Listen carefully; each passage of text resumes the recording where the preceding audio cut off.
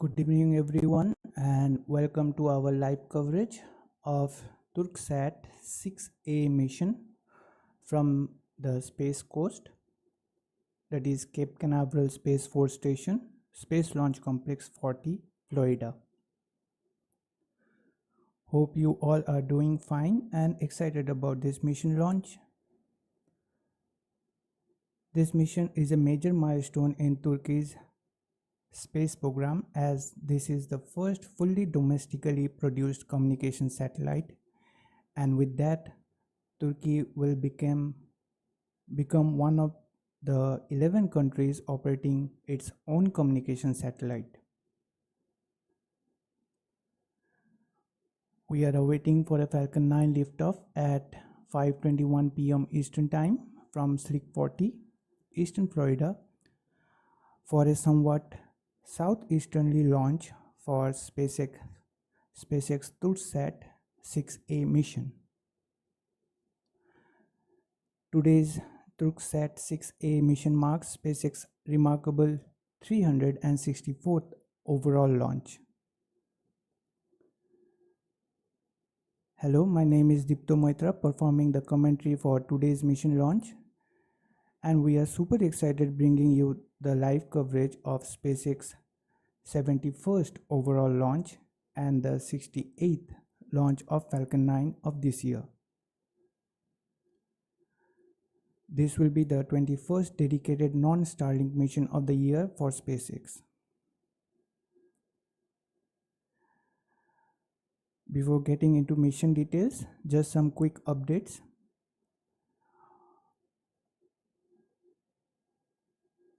We are still unsure when the Starliner crew will return from the International Space Station, but meanwhile, there is a NASA media event for the Boeing crew flight test mission on July 10th at 11 a.m. Eastern Daytime with NASA astronauts Butch Wilmore and Sunny Williams from aboard the International Space Station.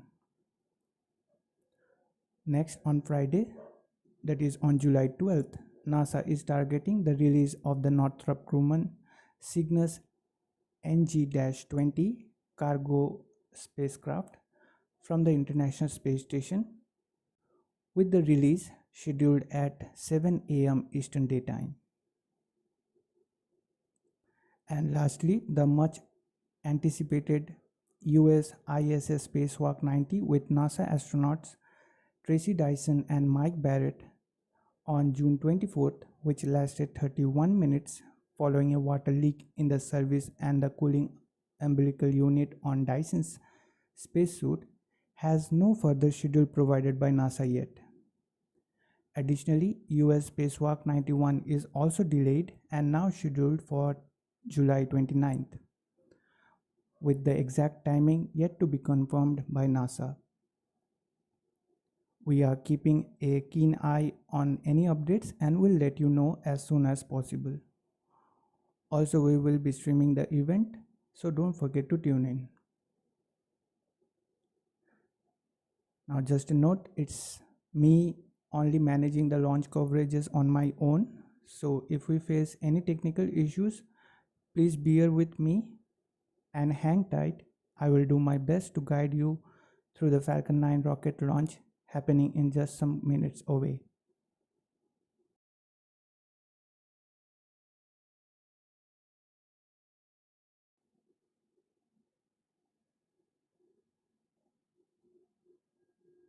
Now let's get back to today's Türksat 6A mission. So far, SpaceX reports that the weather is looking below average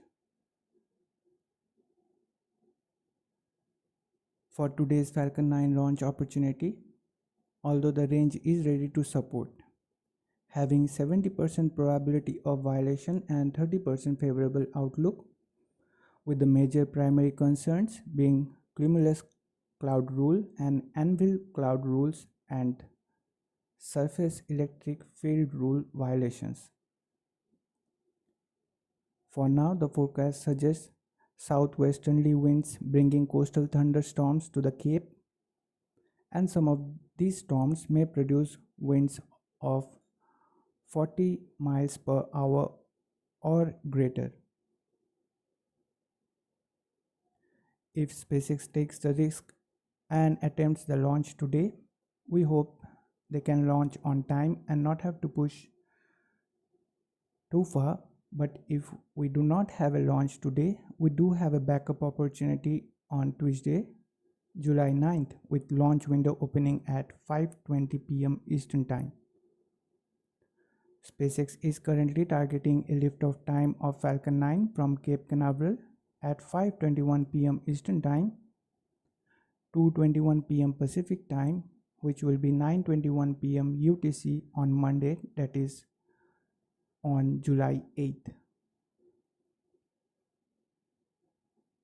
Now, before moving further into the mission details, firstly, we express our heartfelt gratitude to everyone for being a part of today's launch. We really appreciate you being here. Big thanks to our amazing YouTube community for being here today supporting us as we provide detailed coverage of space launches, complete with extensive statistics and thorough insights.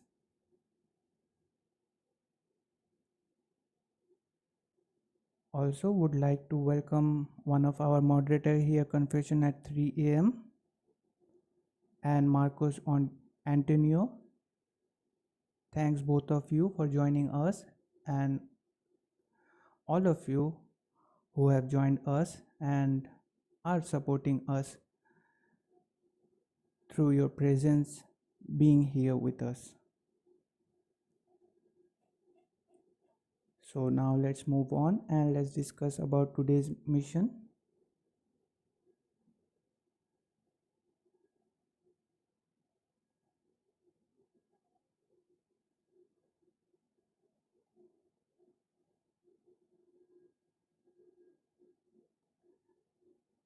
Let's take a look at today's payload details for Türksat 6A mission. This mission launch marks Turkey's first ever fully indigenously produced communication satellite, developed through a joint venture between TÜBİTAK Space Technologies Research Institute, short for TÜBİTAK Uzay, in cooperation with Turkish Aerospace Industries,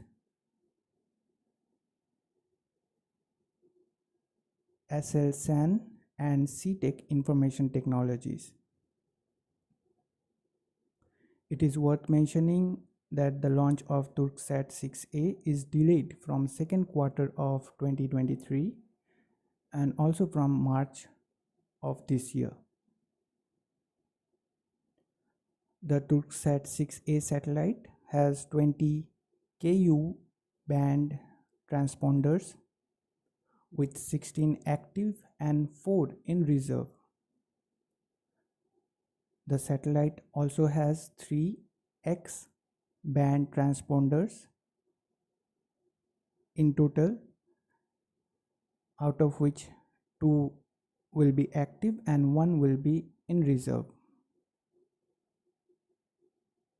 For power generation and storage, it has 2 deployable solar panels which has a total area of about 37.7 square meters, producing about 9.2 kilowatt of power, and batteries to support the satellite.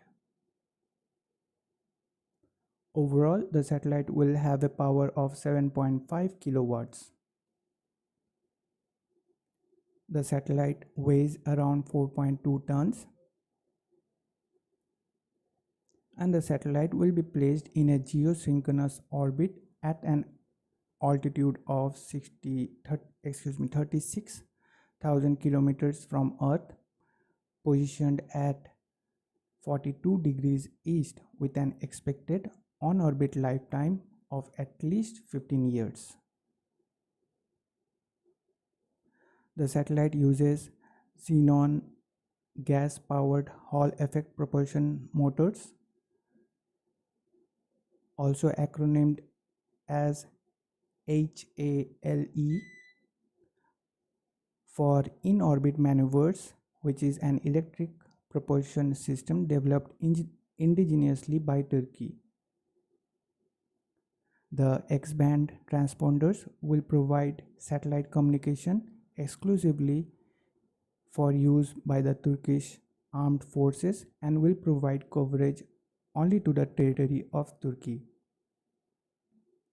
Whereas the Ku-band transponders will provide coverage to Turkey, Middle East, Europe, and Africa.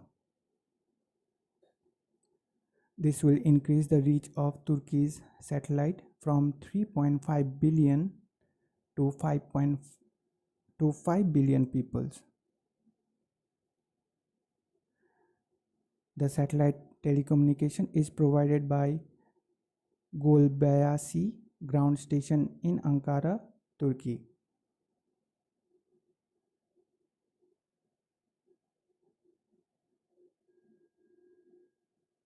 Now let's hear some few words from the Industry and Technology Minister of Republic of Turkey, Mr. Mustafa Varank. Hopefully I'm pronouncing the name right. About the Türksat 6A.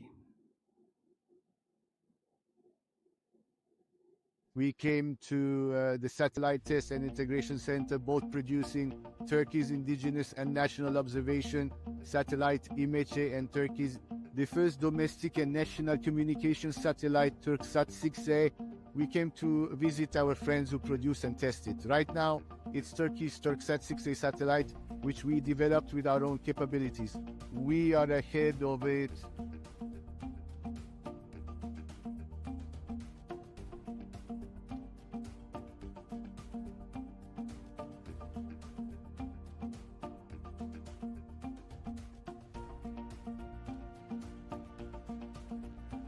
This satellite is 36,000 kilometers above the ground. It will be used as a communication satellite, and in the document you see in my hand this satellite, there is also a list of components that we developed with our own domestic and national means. We have previously tested your own suitability, and we were a country capable of integration. But with Türksat 6A, as you can see from the reaction wheel to the sun sensor, we are here tracking stars. All the equipment here with our own engineers and technicians, developed locally and nationally. We built it in the field of communication like this to develop components and parts domestically and in large quantities, integrate it into a satellite and hopefully send it to space for Turkey's use. It will give us a great capability. In the field of satellites, we are positioning Turkey. We want to turn it into a country that exports technology, exports equipment, and even sells satellites in an integrated manner. There are still countries interested in these equipments. God willing, we will turn Turkey into one of the strong and competitive countries in the world in the field of satellites with our national space program.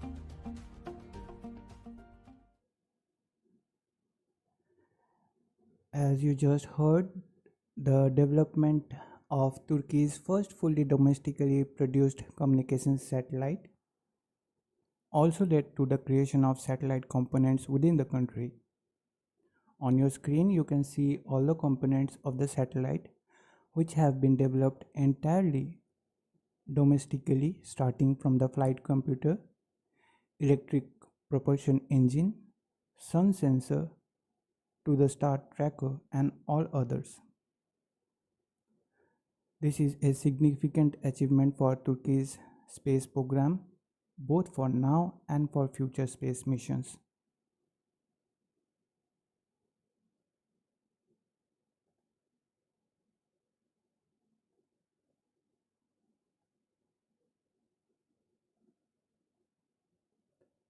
If you are feeling we are adding value to your viewing,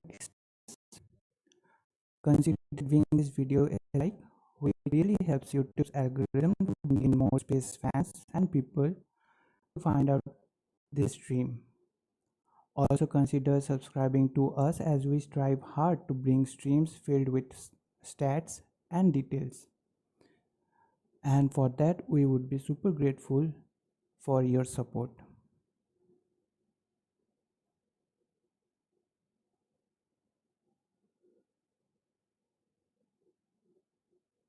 Now let's move on and let's take a look at the flight record for the booster supporting today's Türksat 6A mission. Quite a mature booster with tail number 1076 will be supporting today's mission. Today's supporting booster with tail number 1076 has 16 previous flights in its record, including missions like CRS-26, that is Commercial Resupply Mission to the International Space Station, 16th batch of OneWeb satellite launch for Eutelsat OneWeb, which is a subsidiary of Eutelsat Group providing broadband satellite internet services in low Earth orbit. Intelsat IS-40E for Intelsat, a multinational satellite service provider. O3B mPower for SES, a major telecommunication operator based in Luxembourg. Recently, we did witnessed a launch for SES, that is the Astra 1P mission. The next mission supported previously by this booster supporting today's mission was Obzon 3 for Obzon AB, a broadband telecommunications company that offers mobile communications services via satellite. Then Eutelsat 36D for Eutelsat SA, a French satellite operator providing coverage over the entire European continent, the Middle East, Africa, Asia, and the America.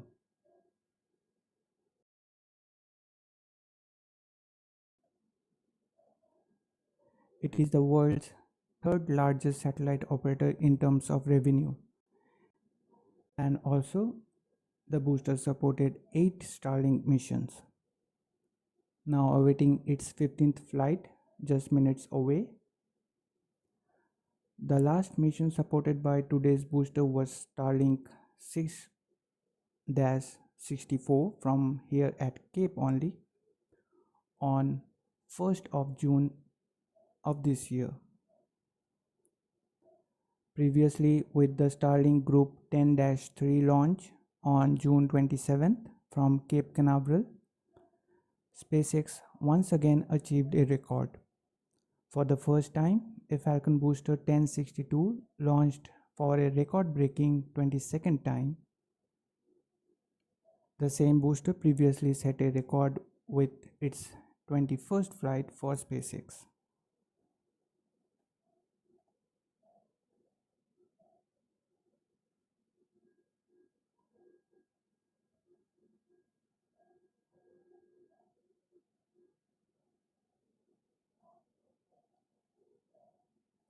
Now let's have a look at the bar graph presenting number of Falcon 9 launches each year. Before today's launch, SpaceX completed 67 launches of Falcon 9 so far this year as part of its milestone, with the recent Starlink Group 8-9 mission launch from here at Cape back on July 3rd. SpaceX achieved a significant milestone this year with its 50th launch accomplished with Starlink 8-7 mission. This number represents just 2 launches more than the half of last year's total Falcon 9 launches, which amounts to 48 launches. With the recent launch of Starlink 8-9 mission, SpaceX has now conducted 19 more launches than half of last year's total. This year's launch count has already exceeded the number of Falcon 9 launches from all previous years up to 2022, and they are now aiming to surpass the launches made in the year 2023. With the Starlink 9-1 mission launch from Vandenberg, SpaceX has equaled the number of launches made in 2022.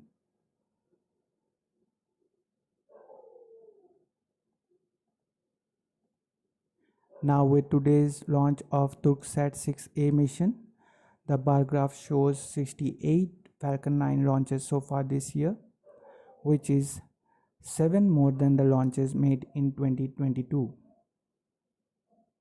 They have already done more than half as many launches as they did all of last year, and it's only been 6 months and 8 days of this year.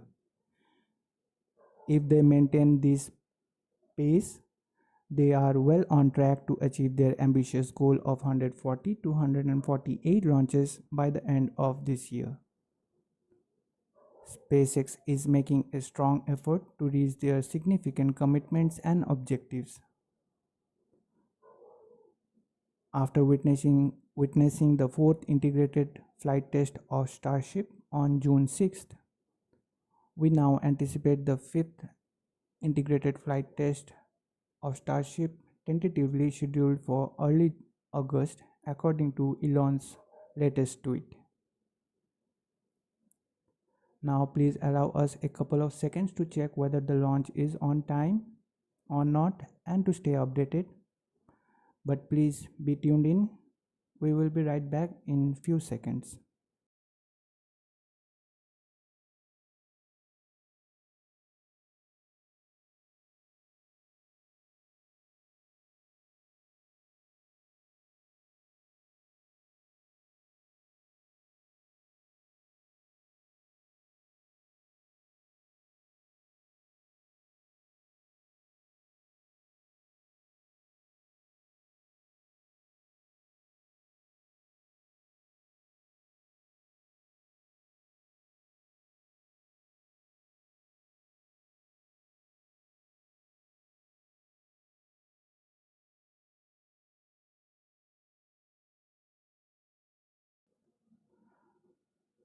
So guys, we have an update. SpaceX did adjusted their liftoff time for today's mission. Now SpaceX is targeting a liftoff time of 5:41 p.m. Eastern Time, which will be 5:41 p.m. Eastern Time, which will be 2:41 p.m. Pacific Time, which corresponds to 9:41 p.m. UTC on June 8.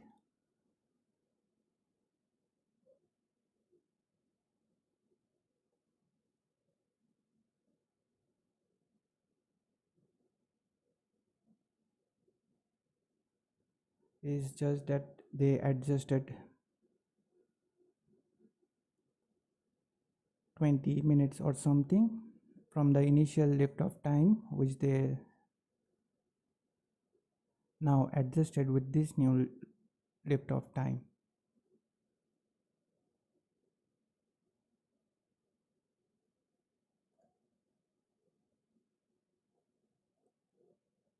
Now let's go ahead as we progress through the countdown and review the milestones that lie ahead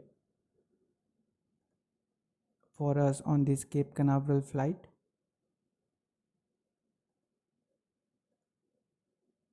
At T-minus 38 minutes, countdown begins at this point when SpaceX launch director gives the go for the start of propellant load. If everything looks fine, prop load begins at T-minus 30 minutes mark with the loading of rocket grade kerosene or RP-1 on board the first and the second stages of Falcon 9 rocket.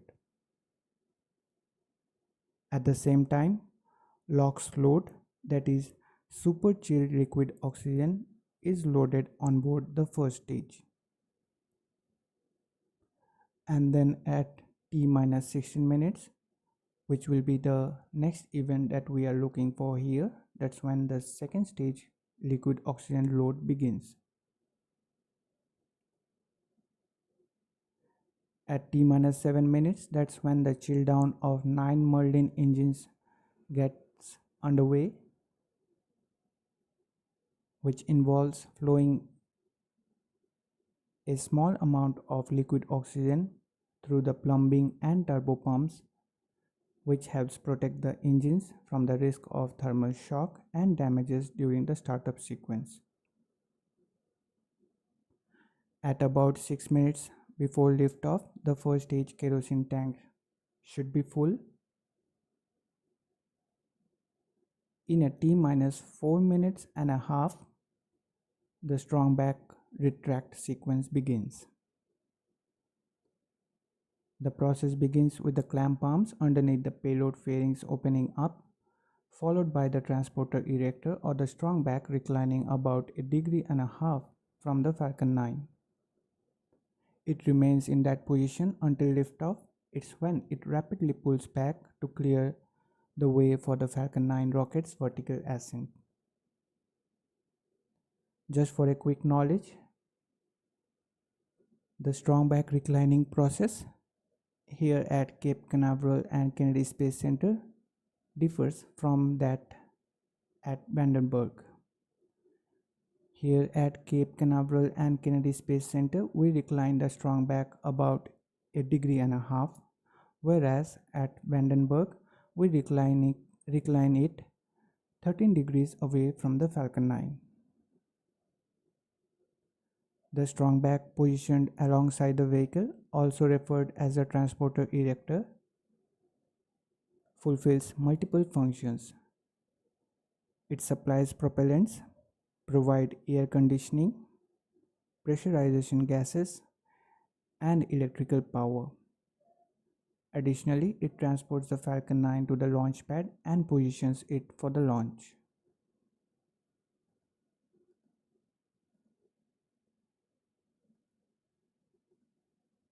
Now here is an image on your screen showing how a strong back or transporter erector transports rockets.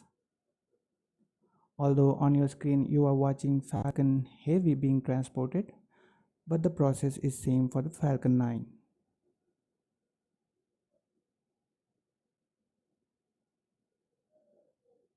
Next, at the T minus 3 minutes mark, the first stage liquid oxygen loading should be complete, followed by the second stage liquid oxygen loading wrapping up at T minus 2 minutes mark. At that point, the Falcon 9 rocket is fully fueled with 1 million pounds of propellant. At T minus 1 minute mark, the propellant tanks are brought up to flight pressure. In the final 60 seconds of countdown, the control of the flight system, that is launch sequence, is handed over from the ground sequencer to Falcon 9's onboard flight computers. If everything looks good, at T minus 45 seconds mark, the launch director, to be precise the SpaceX launch director, will give the final go for the Falcon 9 liftoff. Now at T minus 3 seconds, the engine ignition sequence start command being issued by the onboard engine controller. Finally, at T0, we will have liftoff. If all 9 Merlin 1D engines ignite and are healthy, flight computers will give the command for the hold down clamps to release the Falcon 9. Currently targeting a liftoff time of the Falcon 9 from Cape Canaveral at 5:41 p.m. Eastern Time, 2:41 p.m. Pacific Time, which corresponds to 9:41 p.m. UTC on Monday, July 8th.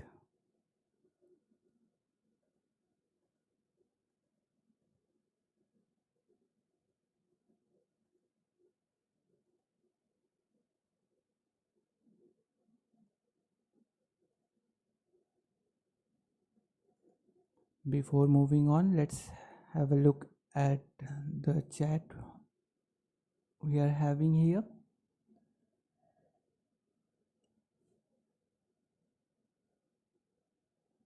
Well, that I guess referring to confession at 3 a.m., I guess you are referring to that minister of Turkey about his speech. Actually, that was a dubbed version, so maybe for that it sounded a little bit weird, but hopefully that clarified the message he wanted to share with us.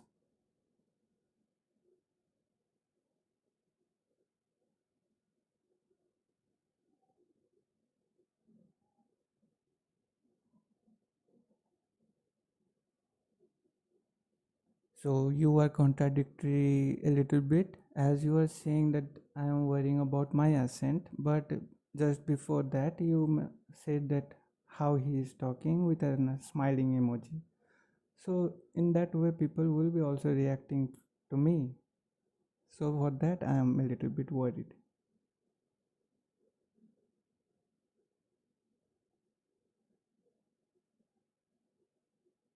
So anyways, meanwhile you enjoy the stream confession at 3 a.m. We have to move on. We have to discuss so many things.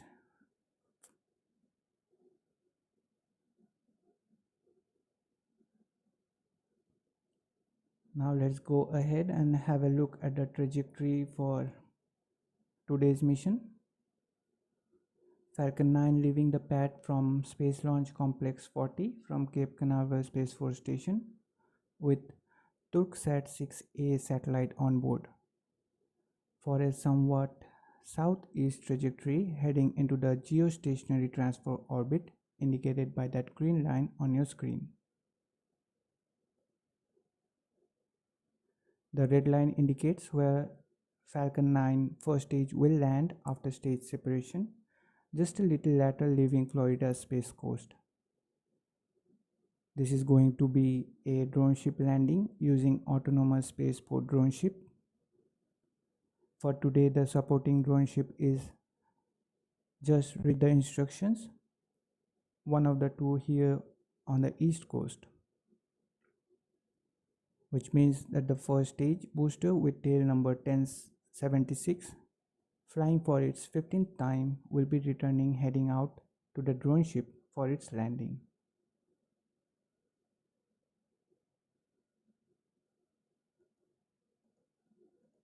We anticipate the inclusion of a fourth drone ship expected either by the end of this year or early next year. At present, SpaceX drone ship fleet consists of 3. Among them, Just Read the Instructions and a short follow Gravitas are based here in Florida, while Of Course I Still Love You is stationed in California.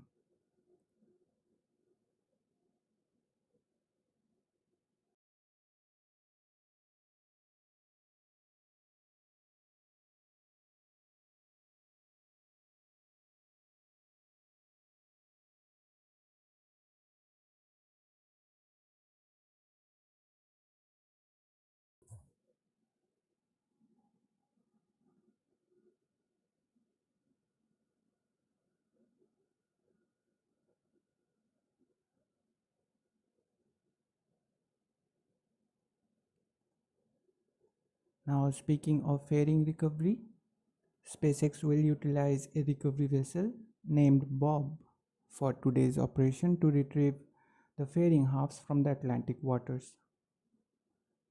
The two halves of the payload fairing will be recovered slightly farther downrange from where the first stage lands on the drone ship. After descending with the guidance of parachutes, they will smoothly splash down. SpaceX manufactures the fairing in-house with the total cost of two halves amounting to nearly $6 million.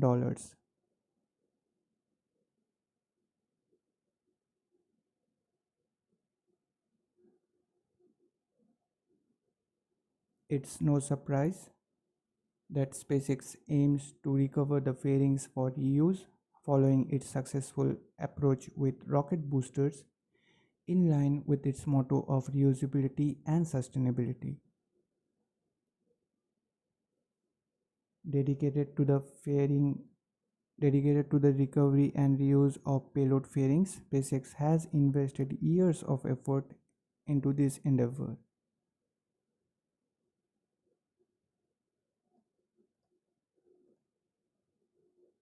You can see on your screen how a fairing recovery looks like. Although the recovery vessel on your screen is dug, but today's supporting recovery vessel as mentioned before is Bob, and the other recovery vessel Doug is currently awaiting its next assignment.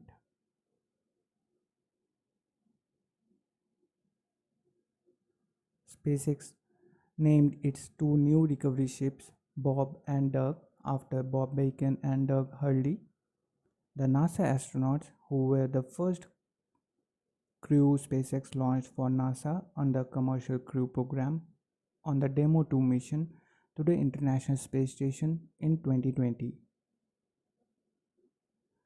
This year, May 30th, marked the 4th anniversary of Falcon 9 launching NASA's Demo 2 mission to the space station, marking the return of human spaceflight to the United States.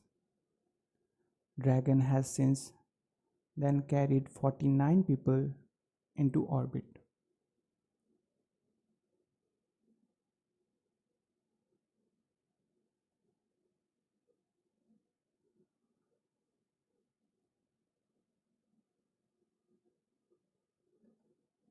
Now here is a short video of a fairing separation and MBAC ignition. You can see how the fairing halves separate, exposing the payload on board the second stage to space and the MBAC engine ignition.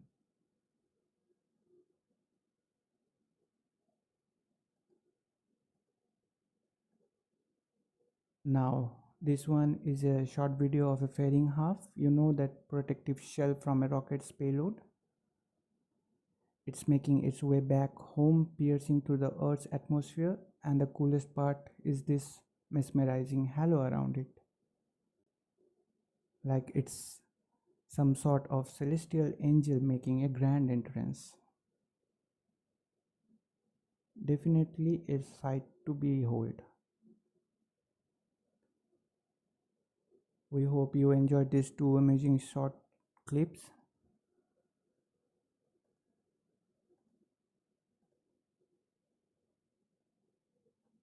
Now we are requesting you guys again that if you feel like we are adding value to your viewing experience, please consider giving this video a like. It really helps YouTube's algorithm bringing more space fans to discover this stream.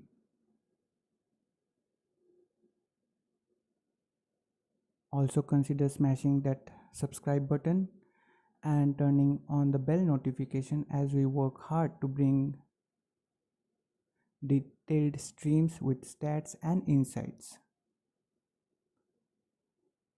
And we would be super grateful for your support. Now let's have a quick look through the launch timeline for the Falcon 9 rocket passing these events following liftoff.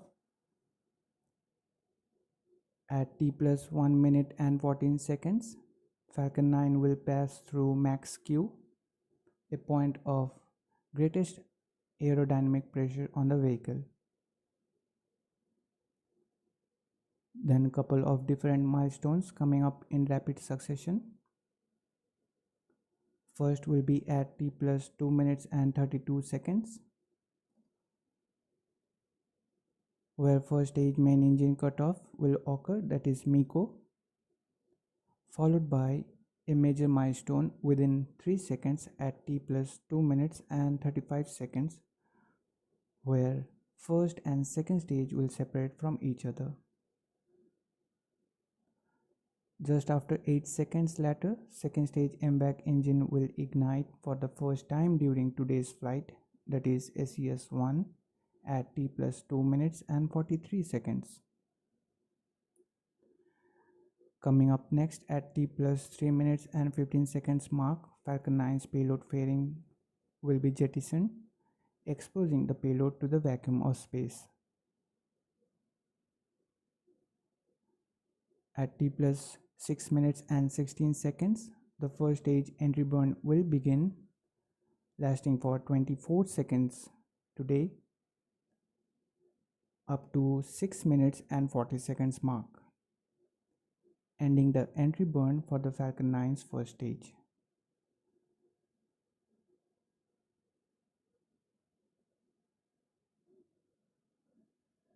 At this time around, we will hear the callouts for stage 1 FTS, that is the flight termination systems, being saved.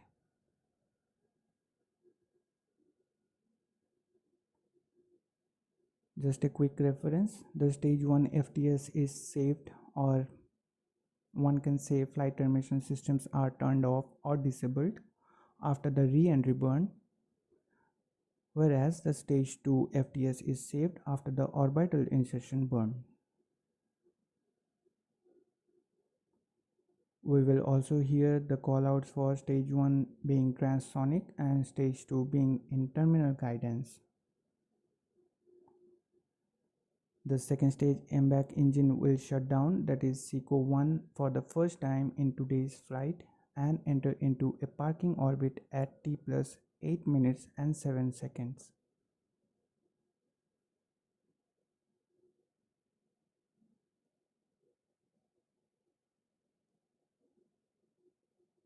If you will notice that today there is a little deviation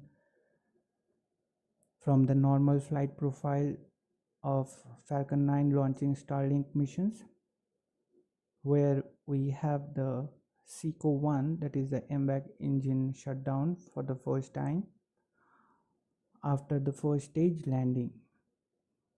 But for today's mission, we will be having it the SECO 1 before even the landing burn will commence. Also, we have some more differences in today's flight profile. I will be coming to them in a while.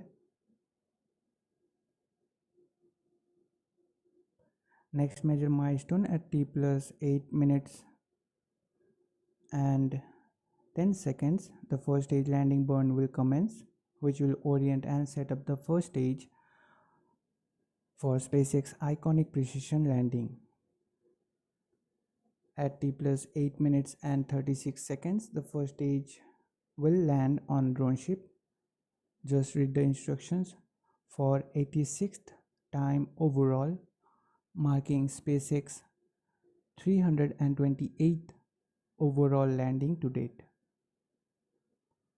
T plus 27 minutes and 17 seconds, the second stage MVAC engine will reignite for 63 seconds long burn, that is SES2, and turning it off at T plus 28 minutes and 20 seconds, that is SECO 2, which will set up the Türksat 6A satellite deployment to its temporary orbit at approximately T plus 35 minutes and 31 seconds. So as I just mentioned,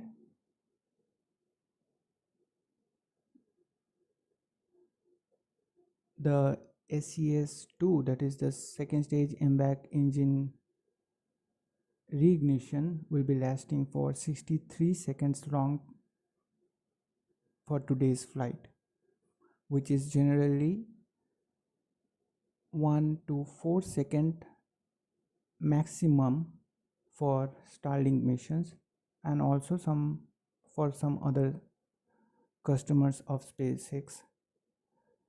But for this one, today's flight for Türksat 6A, the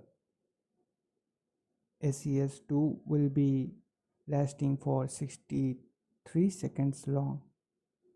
So that was another difference in today's flight profile.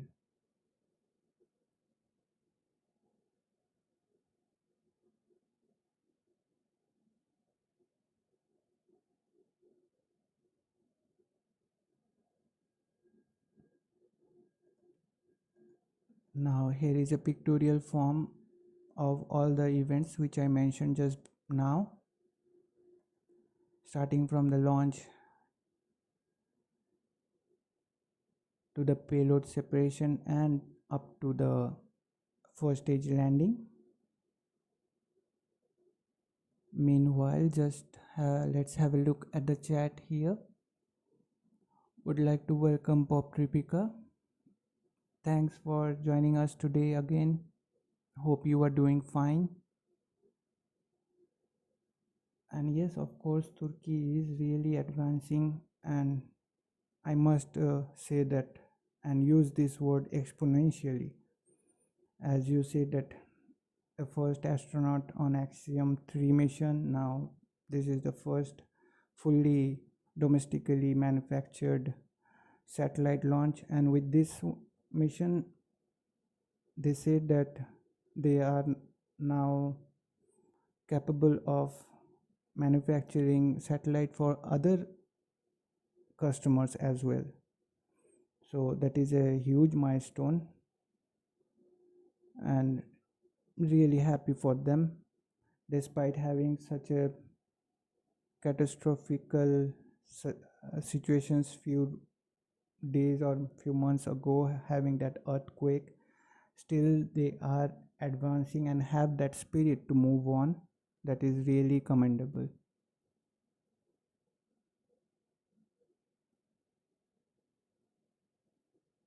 Once again, Pop Tripika, thanks for joining us. Please enjoy the stream as we move ahead.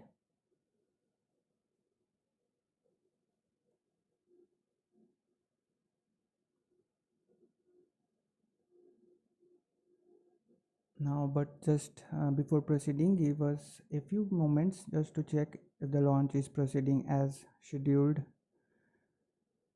and to keep ourselves informed.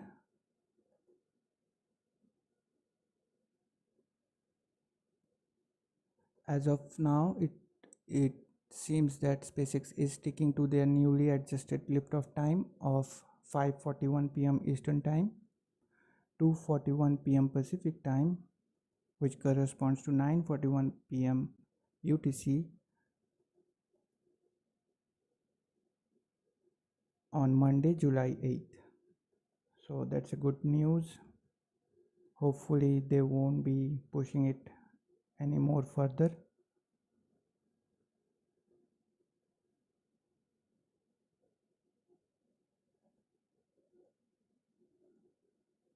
Now coming to some stats related to today's mission launch.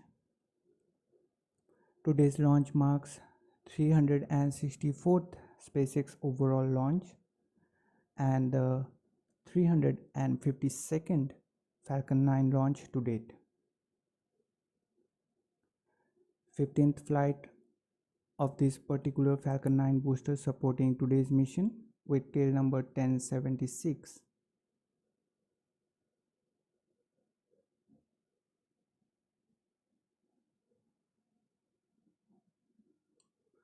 Today's launch marks 68th Falcon 9 launch of 2024 so far and is SpaceX 71st overall launch of this year, including the third and fourth integrated flight test of Starship and one Falcon Heavy launch.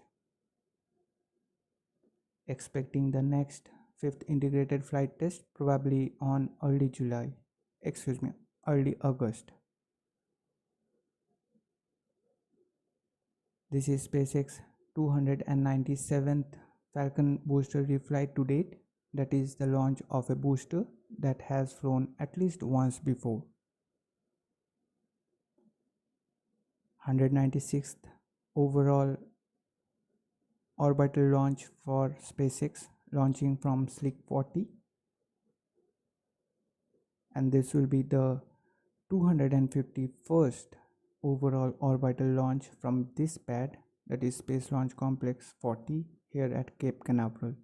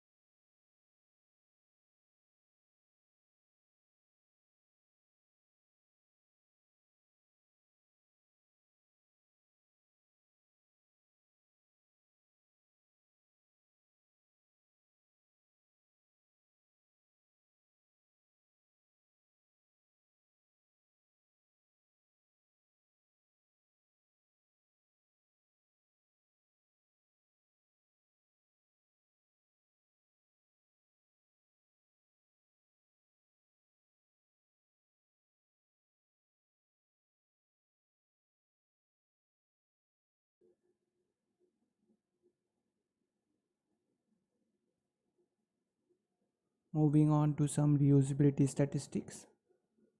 This launch marks 283rd Falcon 9 booster reflight to date. Previously, I mentioned that this will be the SpaceX 297th Falcon booster reflight to date. So there is a sublime difference. Please mark that difference. Don't get confused. This will be the 86th landing on Just Read the Instructions drone ship to date.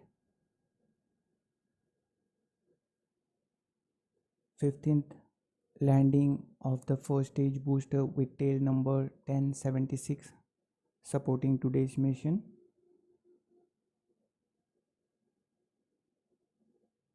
And with this mission's first stage landing, which paves the way to the 257th overall drone ship landing, marking 309th Falcon 9 landing so far and 328th SpaceX overall landing to date.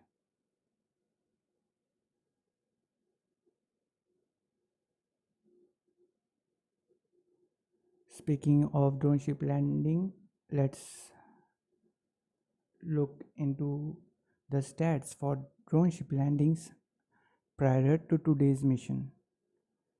It is worth mentioning among the drone ships, a shortfall of Gravitas has a flawless record with 0 unsuccessful landing attempts and 76 successful landings with the recent 8-9 mission.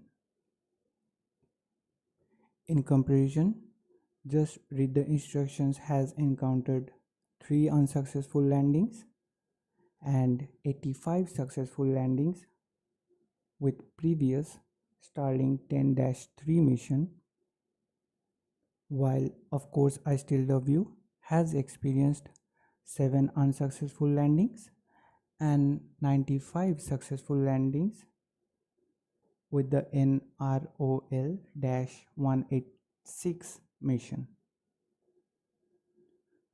This positions a shortfall of Gravitas at the forefront of successful and unblemished drone ship landing attempts. Kindly note that only these drone ship landing stats which I mentioned right now here are excluding today's mission.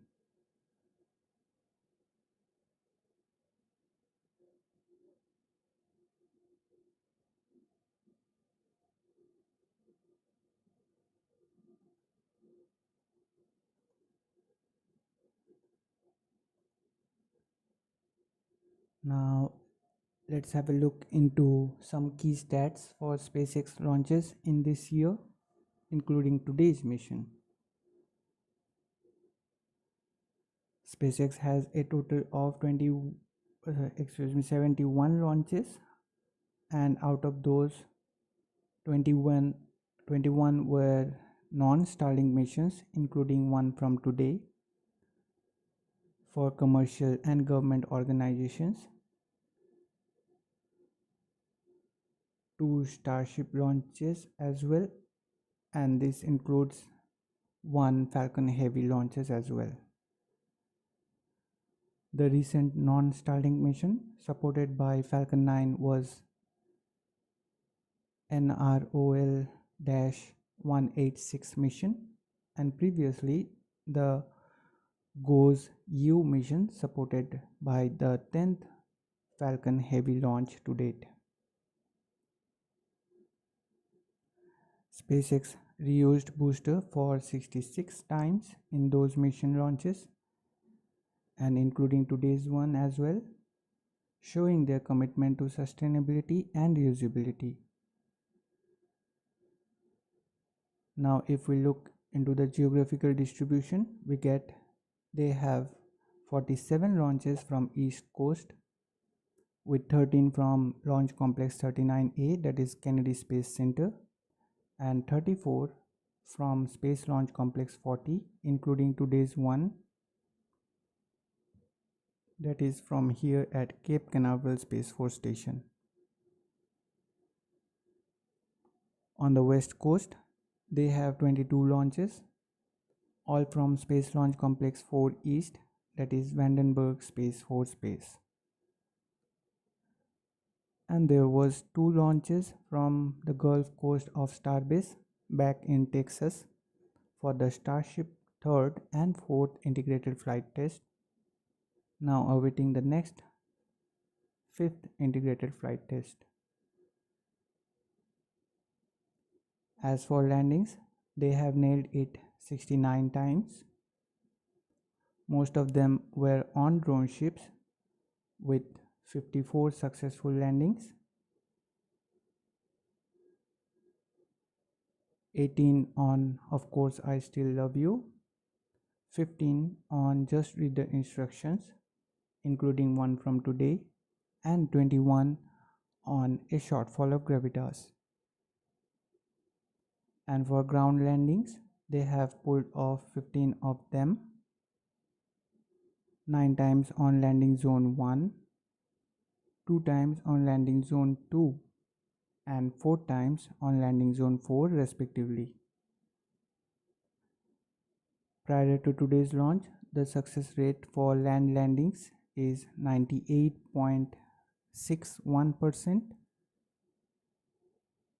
For drone ship landing, it is 96.24%, and the overall landing success rate is 96.75%.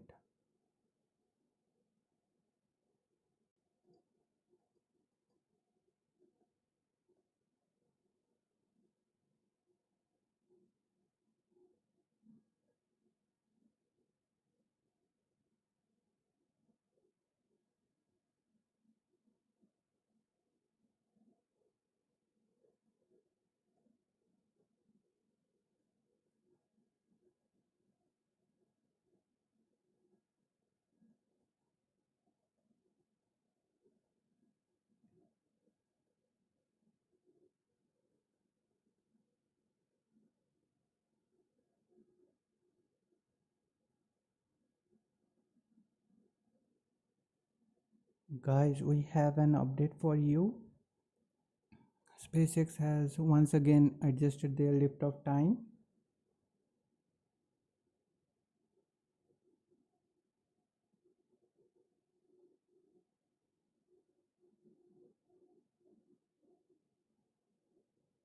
Now the liftoff time for today's Falcon 9 launch of Türksat 6A mission is targeted at 6 p.m. Eastern Time, 3 p.m. Pacific Time, which corresponds to 10 p.m. UTC on July 8th, that is on Monday.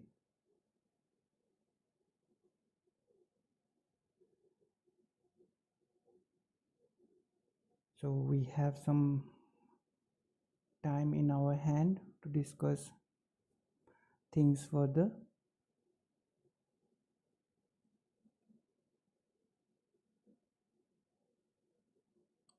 And if you are still vibing with us,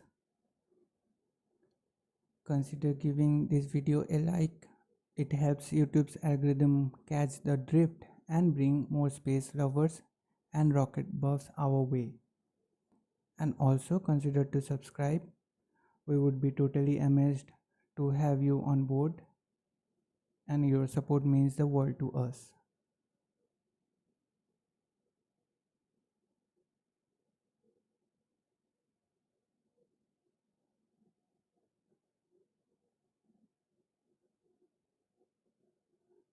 Moving on to this year's orbital launches, including today's one, United States is dominating with 82 orbital launches, launch comprising a substantial 63.6% of the global total.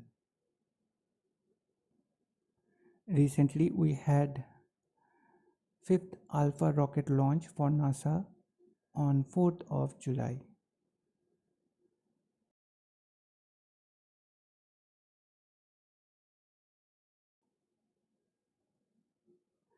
China follows closely behind, accounting for 24% with 31 launches, with recent launch of Long March 6A also on July 4th. Recently, Tianlong 3 first stage by China's Space Pioneer planned to have static fire, but catastrophically it lifted off from the test pad and caused a big explosion. Previously, with Long March 2C on SVOM mission, some video surfaced on social media showing its booster falling in a residential area with leaking toxic hydrogen gases, but not causing any casualties as per social media updates.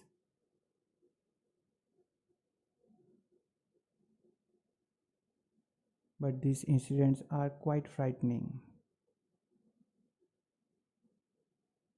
Now Russia maintains a steady pace with 8 launches, with a recent Soyuz 2.1A launch of ISS Progress 88, also known as Progress MS-27, ISS cargo resupply mission on May 30th from Baikonur Cosmodrome, making 6.2% of the pie. On the other hand, Japan has 4 launches so far, making 3.1% of the pie, with a recent H-3-22S launch vehicle on its second launch for this year on Advanced Land Observing Satellite 4, that is the ALOS-4 mission on 1st of July. Meanwhile, both India and Iran have entered the race with 2 launches each, making 1.6% of the pie.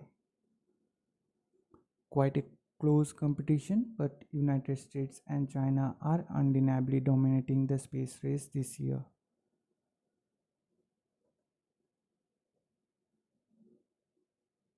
Before moving on, let's have a look at the chat.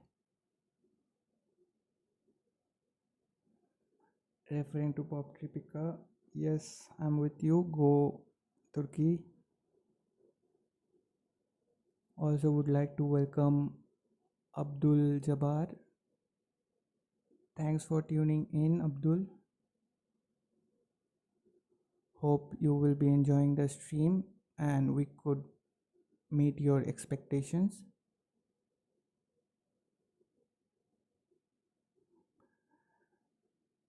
Referring to confusion at 3 a.m., our restless moderator here. Still, we are having nearly 18 minutes to go from launch. As of the new adjusted time for the liftoff, that is 6 p.m. Eastern Time, 3 p.m. Pacific Time, which corresponds to 10 p.m. UTC.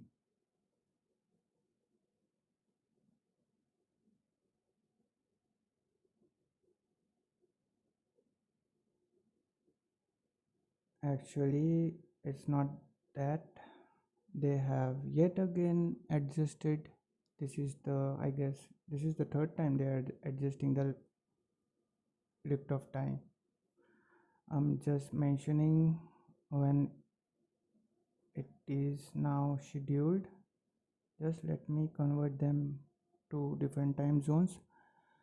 So right now SpaceX is targeting 6:30 p.m.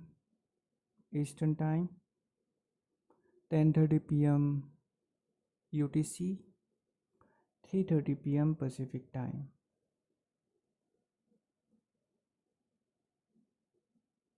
So answering to confusion at 3 a.m.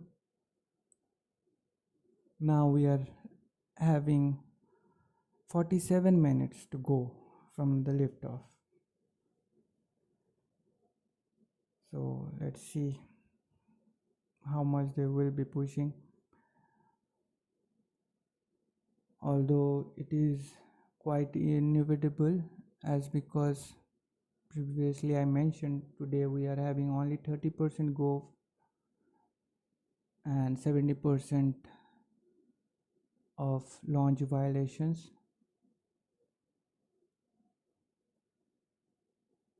Although upon studying the weather further, it's my personal speculation, I did saw that later in the launch window of today the weather might be able to support, that is that it will be a little bit favorable for today's Falcon 9 liftoff.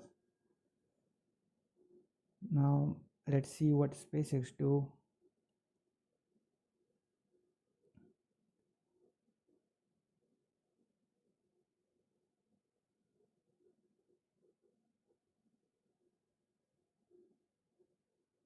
Referring to Pop Tripica, I didn't get you which like what you mean by that was crazy. I didn't got you about the oh okay, I got to understand. Oh, these are related to what can we say, trial and error method. But yes, we should be, any space agencies doing so should be taking care of the safety utmost. And when your space launch sites are near to any residential area, you have to think several times. But as we know, China is one of the most populated country, so that is also quite like pondering, we have to ponder about that, that where the hell they will be getting that free space to have their launch sites free from residential areas. But fortunately there was no casualties, that is a good thing. And this one, previously we did discussed about that SVOM mission and the booster falling with leaking hydrogen gas. With you only we discussed, but this one, if you saw those social media, what can I say, video updates for that was quite frightening. Really, this one was more frightening than the previous one. And they were just having a static fire test for the Tianlong 3, but unfortunately it lifted off from the test pad and it exploded. But that explosion was quite, like, it was quite enormous, really. Even the person who was filming those clips, even his hands, and like it can be felt that the impulse of that explosion. So that was quite frightening. But once again, like, there was no casualties, that is a good thing, by God grace.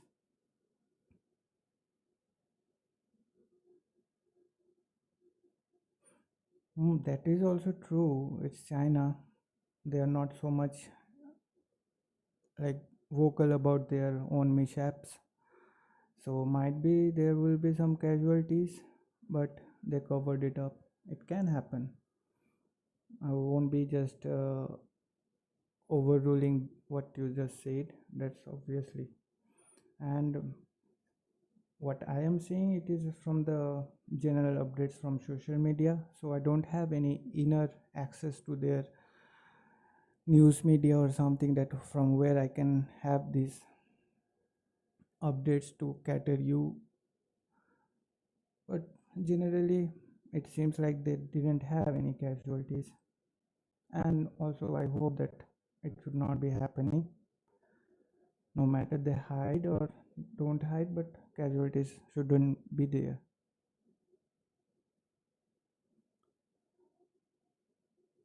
So let's move on and discuss about today's mission a little bit more. Now we have this pie chart showing 2024 orbital launches by rocket variations, including today's launch. Let's have a look and let me break it down for you. That big green slice of the pie, that's the Falcon 9 rocket, a real heavy hitter and the superstar of this year, having biggest share of the pie with 68 launches, including one from today, making up more than half of the whole pie at 52.3% and leading. Next up, we got the Rocket Lab's Electron with 8 launches, making 6.2% of the pie. With the recent 50th Electron launch on No Time to Lose mission, Rocket Lab has reached its 50th launch faster than any other commercially developed rocket in history, now holding the title previously owned by SpaceX Falcon 9. Also, we have Roscosmos Soyuz 2.1A and 2.1B rockets with 7 launches so far this year, which is 5.4% of the pie. Then we got China's Long March 2D and Long March 2C, also known as CZ2D and 2C rockets. The CZ2D has 5 launches, making 3.8% of the pie, and the CZ2C has 4 launches with 3.1% of the pie. Lastly, we got this pink slice labeled Others, which is a mix of different rocket launches, including Falcon Heavy, Alpha rocket launch, Atlas 5, Delta 4 Heavy, Starship, Vulcan Centaur, ISRO's GSLV Mark II and PSLV DL, Japan's H3 and H2A, Iran's Simorgh and Kayam 100, Russia's Angara A5, China's Gravity 1, Long March 7A, Long March 6A, and others. The names are not exhaustive and I'm not taking all the names here, but they got 38 launches in total, which is 29.2% of the pie, which is quite impressive.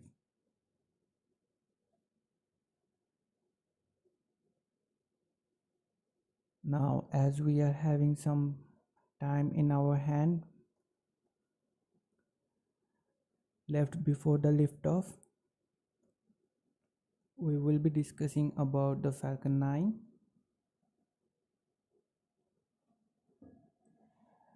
And just before that, would like to have a look in the chat.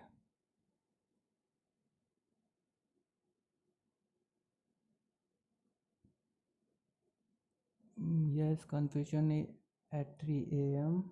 It is my speculation, but let's see. And even I hope that they will be able to launch, or else my effort for one day will be going to waste. And again, I won't be able to sleep for tonight. Tomorrow I have to prepare for the Ariane 6. So hopefully they will launch it today. I hope that.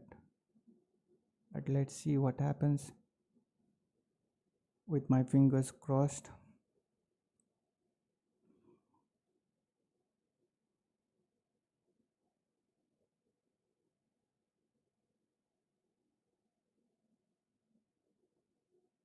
So let's move on. And yes, Pop Tropika, even I am excited, and the way European Space Agency provided the details for the Ariane 6, really I'm looking forward to, like, I can't hold myself to talk about those things in a live stream. Hopefully I can prepare all the slides and can be on time on tomorrow's launch. And likewise, on every launch, I will be coming live 1 hour nearly before the launch. And this time, really, I bet you that you will be love to hear about Ariane 6. It's really crazy how they made it. And they, mostly I love the way they provided the details for the Ariane 6. Although you might be knowing that tomorrow we are having the Ariane 6 launch, but for the variant of Ariane 62. Ariane 6 have two variants, Ariane 62 and 64. Ariane 62 is having two boosters, whereas Ariane 64 will be having four boosters supporting the core booster. So more I will be seeing you tomorrow. From now only I'm getting excited to talk about that, but I have to be a little representable before spilling the beans. So just like less than 24 hours you have to wait and we will be there.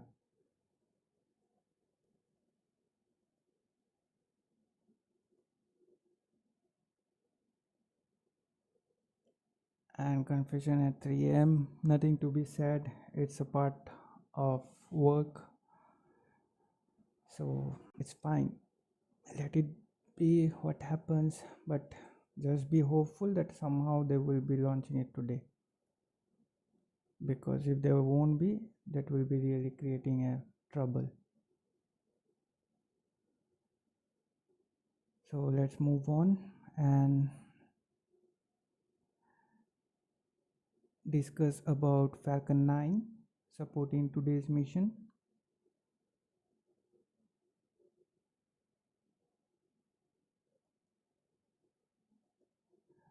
Falcon 9 that's supporting today's mission is the world's first orbital class reusable two-stage rocket, which is 70 meter tall and 3.7 meter wide, designed for reliable and safe transportation of satellites, cargo and people into Earth orbit and beyond. Let's dive a little bit deeper and learn about our very own Falcon 9 in more details.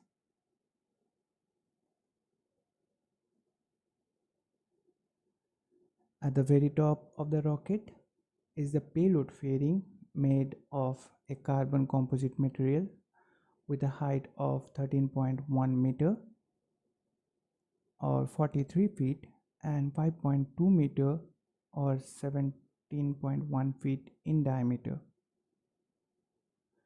The fairing is a protective shell that houses all the spacecraft and shields them from the aerodynamic heating and mechanical stresses that happens as we ride through the Earth's atmosphere.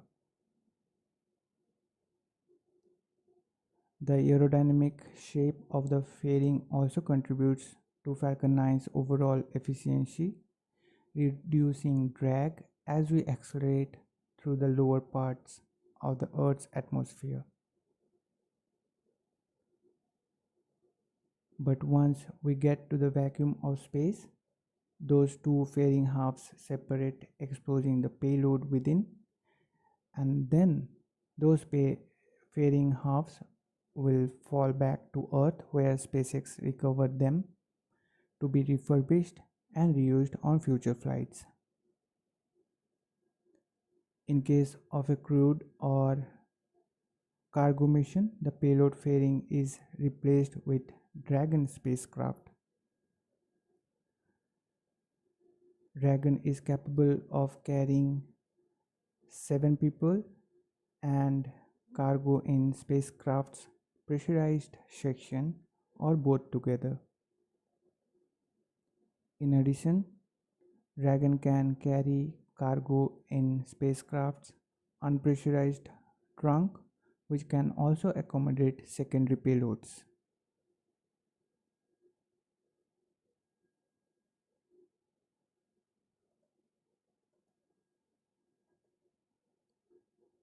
Now here is a short video of a fairing separation test by SpaceX at NASA Glen Plum Brook Station, which offers the world's largest vacuum chamber. This video is purposely slowed down for better viewing experience, since the event happens at 4 times the speed of bullet, or you can say 10 times the speed of sound.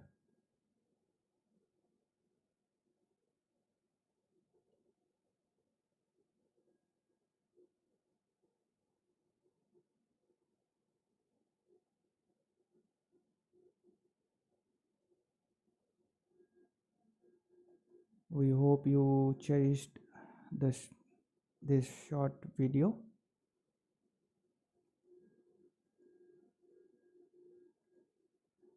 Now right below the fairing we got our second stage that has single Merlin vacuum engine, also known as MVAC engine, which can produce 981 kilonewton of thrust, and that will ignite shortly after stage separation to take the payloads to their target orbits. Also, it can be restarted multiple times to place multiple payloads into different orbits in case of a right-share mission, and it will be fired twice on today's flight. It will ignite a third time after the deployment of the Türksat 6A satellite for a deorbit burn to drive the upper stage back into the atmosphere, where it will burn up to help eliminate the risk of any unnecessary space debris.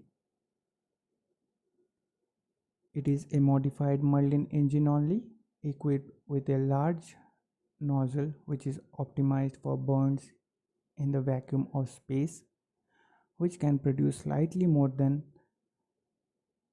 0.22 million pounds of thrust. And the MVAC engine burns the same propellant mix as the first stage, that is kerosene, the rocket grade kerosene, the RP1, and liquid oxygen.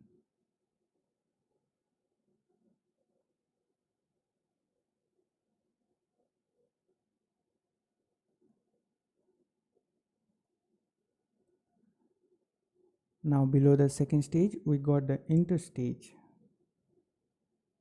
Interstage is a composite structure consisting of an aluminum honeycomb core which is surrounded by carbon fiber, which is where is the Merlin vacuum's nozzle resides, and the interstage is what connects the two stages.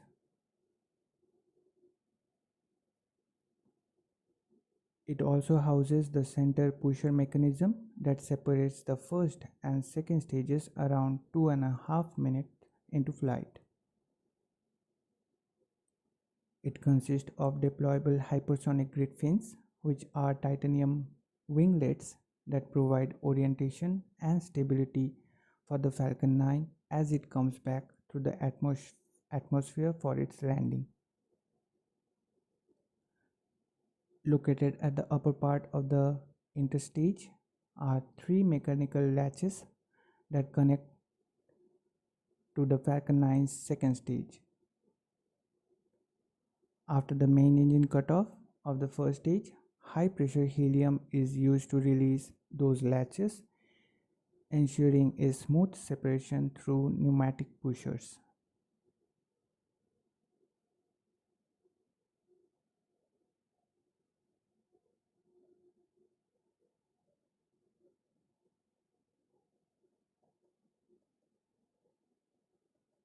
Next up we have the interstage just below,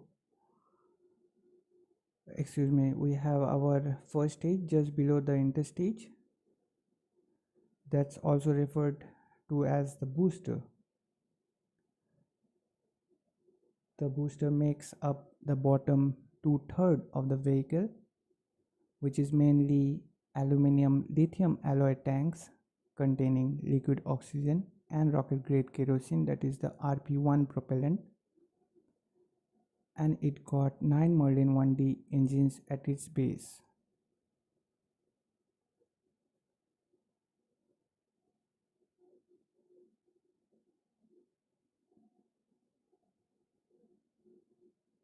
On your screen you can see a look of those Merlin engines.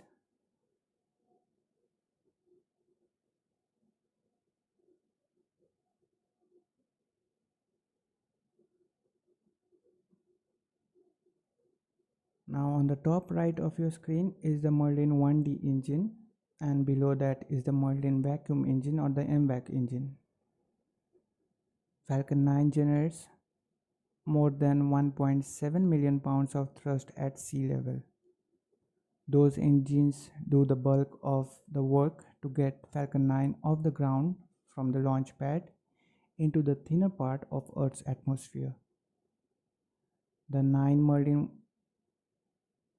engines on the first stage are gradually throttled near the end of the first stage flight to limit launch vehicle acceleration as the rocket's mass decreases with the burning of fuel.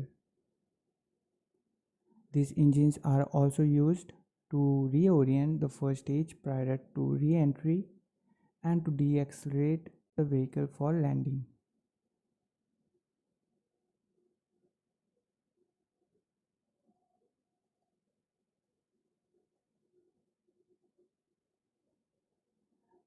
Placed symmetrically around the base of the Falcon 9 first stage are the 4 landing legs made of carbon fiber with aluminium honeycomb. They are stored at the base of the vehicle and deployed just prior to the landing.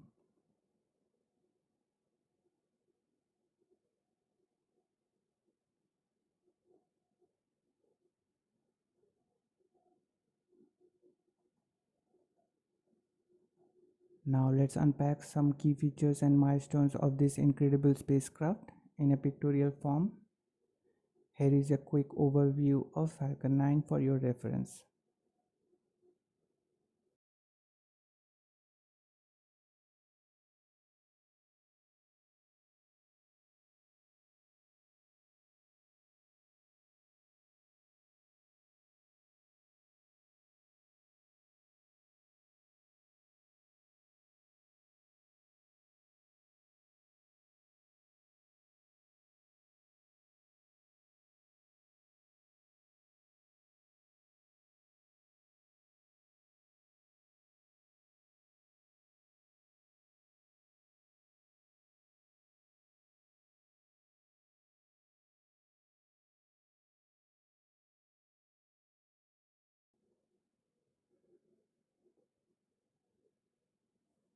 So here you can see, and first let me apologize while you guys were seeing this Falcon 9 overview. I was having a glass of water as my voice was getting broken, as I'm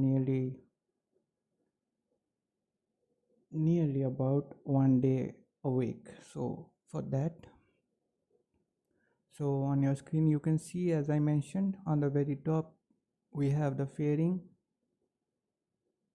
Below that we have the second stage,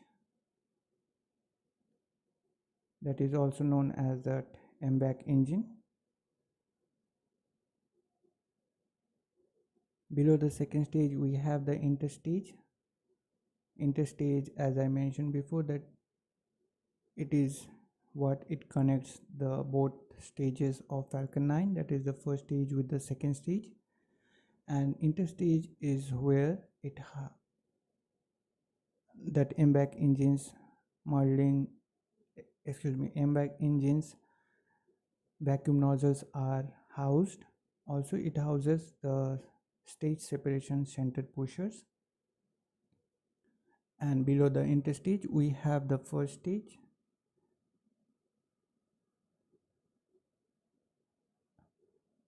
And at the bottom of the first stage the 4 landing legs are stored up, and at the very bottom we have our 9 Merlin 1D engines.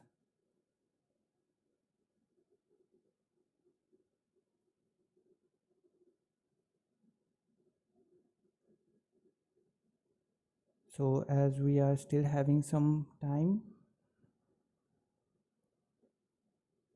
before the liftoff, let's just unwind once again about today's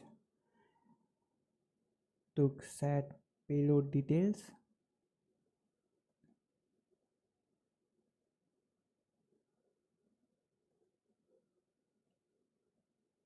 This launch marks Turkey's first ever fully indigenously produced communication satellite,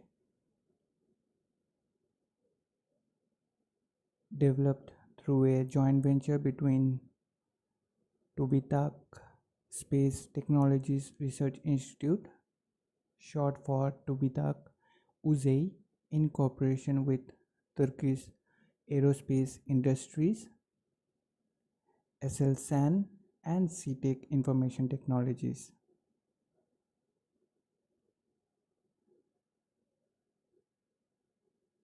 It is worth mentioning that the launch of Türksat 6A is delayed from second quarter of 2023 and March of this year. The Türksat 6A satellite has 20 Ku band transponders with 16 active and 4 in reserve. The satellite also has 3 X band transponders in total, with 2 active and 1 in reserve. For power generation and storage, it has 2 deployable solar panels, which has a total area of about 37.7 square meters, producing about 9.2 kilowatt of power, and batteries to support the satellite.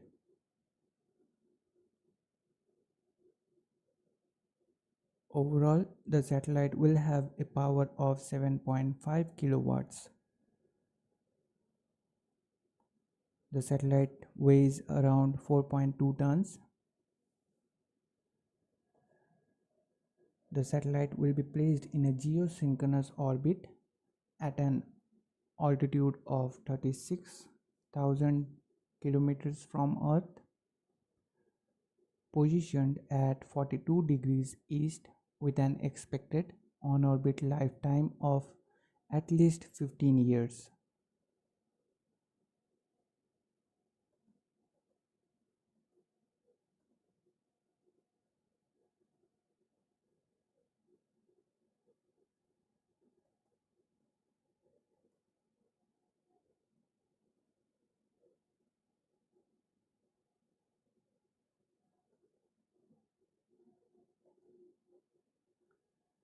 Guys, we have again an update for the fourth time today. SpaceX adjusted their liftoff time. I'm just saying you. Let me just convert them. So right now SpaceX is targeting 7 p.m. Eastern time, 4 p.m. Pacific time, which corresponds to 11 p.m. UTC, for the liftoff of Türksat 6A mission. So right now we are 47 minutes away from the Falcon 9 liftoff.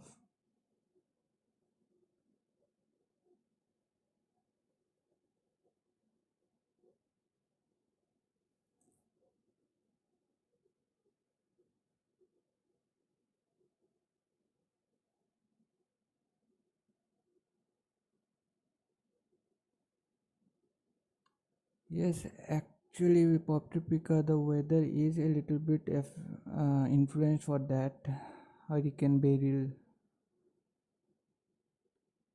and good that really even I was also keeping an eye on that whether it passes over Boca Chica or not, but it for for God grace it got barely missed it, so it's good.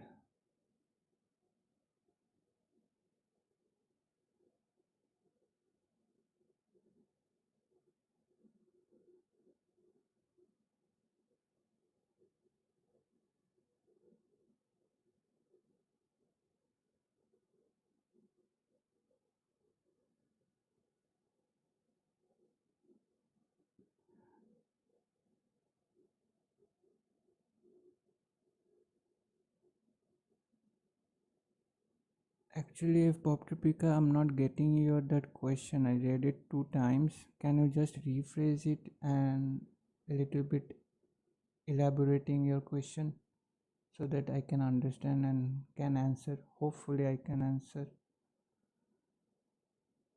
And yes, you're talking like George Cooper. Dang. Yes, it's the fourth time. Dang. Anyways, let's discuss about the payload details where we left behind. So the satellite uses a xenon gas powered Hall effect propulsion motors, short for HALE, for in orbit maneuvers, which is an electric propulsion system developed indigenously by Turkey.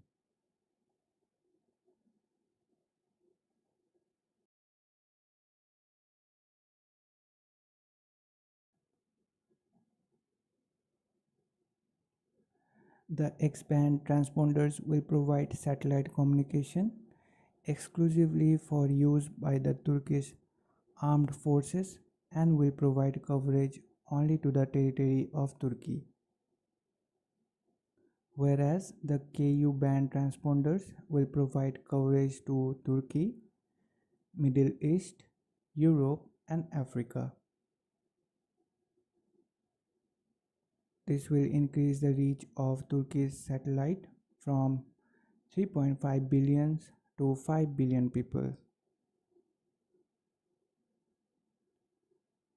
Also, the satellite telecommunication is provided by the Golbesai. Golbesai, I hope I'm pronouncing it right. If not, please pardon me. Ground stations in Ankara, Turkey.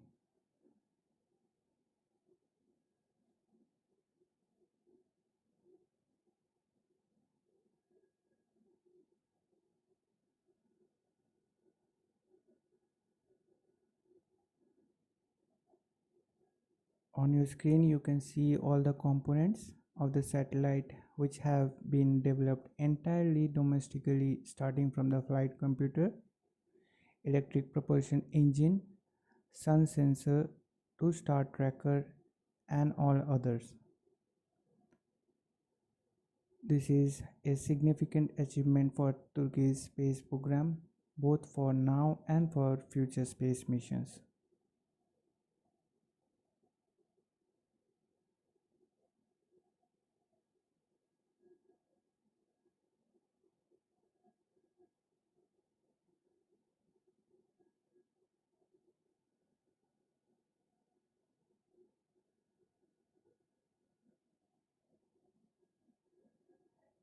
In this project, that is the Türksat 6A,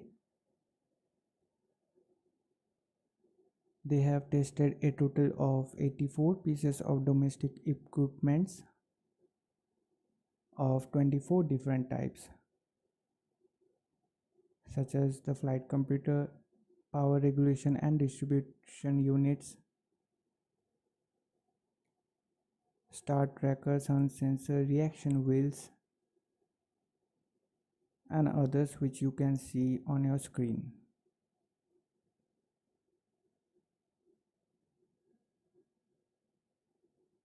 And with that, Turkey is mentioned, actually the TÜBİTAK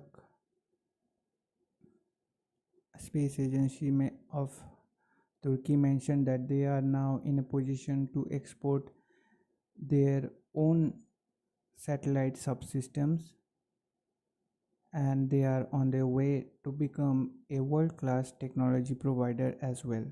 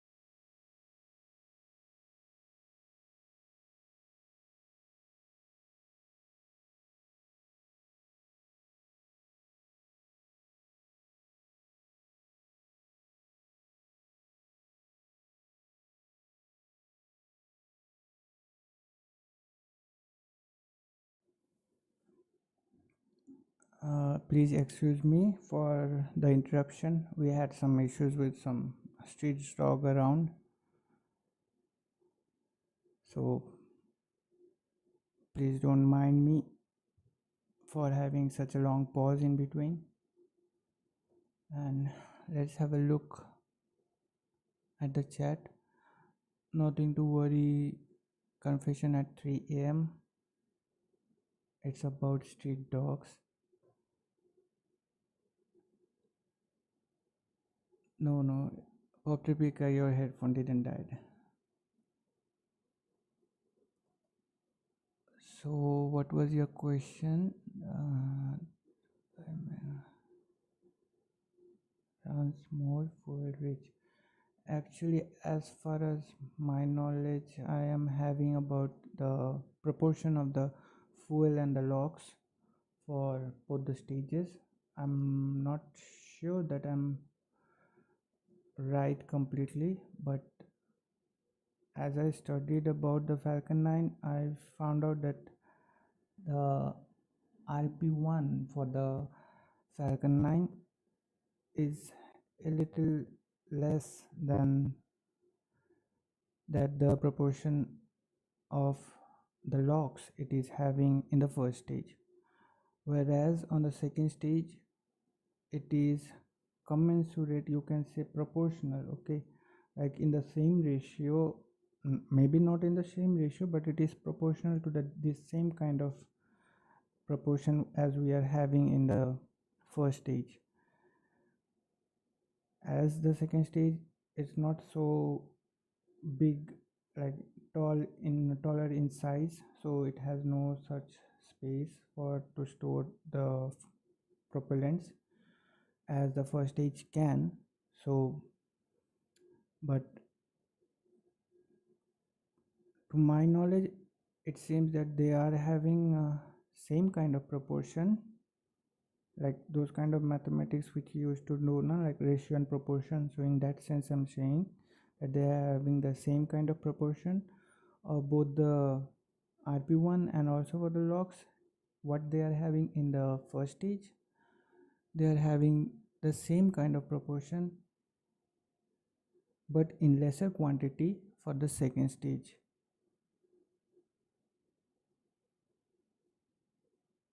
But once I'm just a little bit recalling myself that I guess if I'm not wrong, they are having a little bit more logs for the second stage.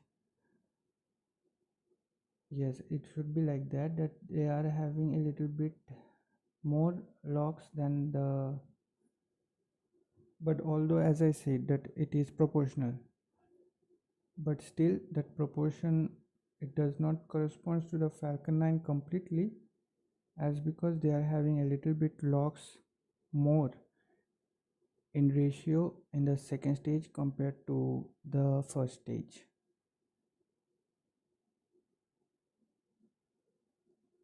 I hope that you wanted to know.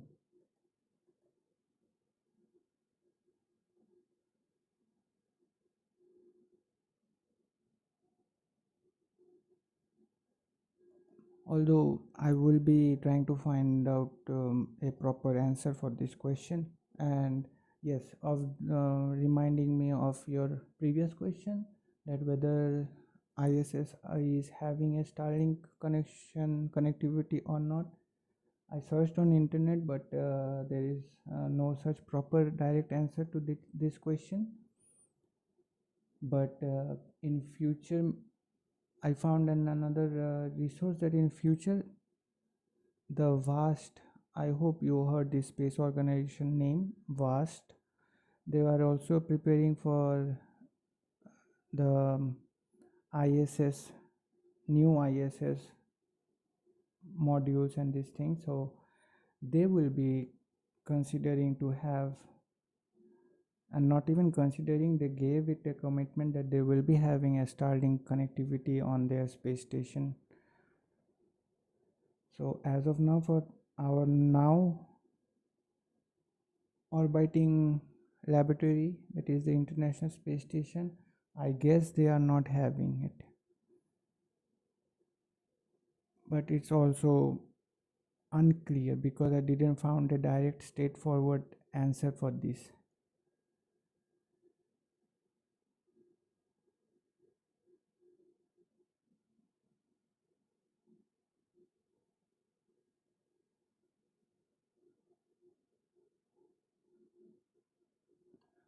No, about the venting, look, it's no matter what, it's first stage or second stage, they are burning and they are venting the fuel, like the exhaust gases from below. So that they will be doing, but I'm right now I'm not knowing about the reason why they are having this different proportion, but I will be surely researching on it. And thanks for asking such an intriguing question, and I will come back to you with this question to be answered.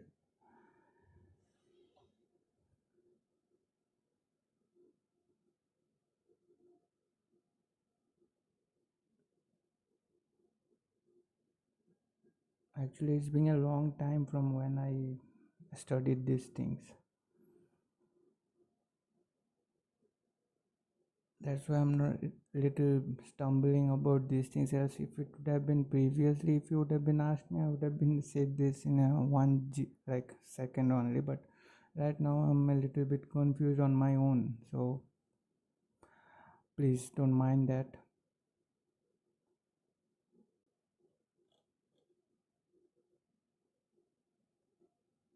Anyways, as still we are having enough time.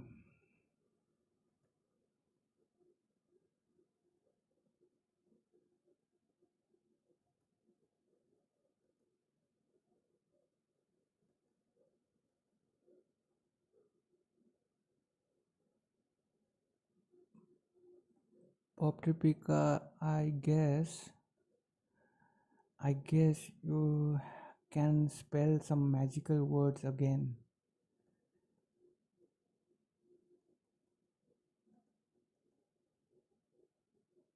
That is, dang it, it's now the fifth time.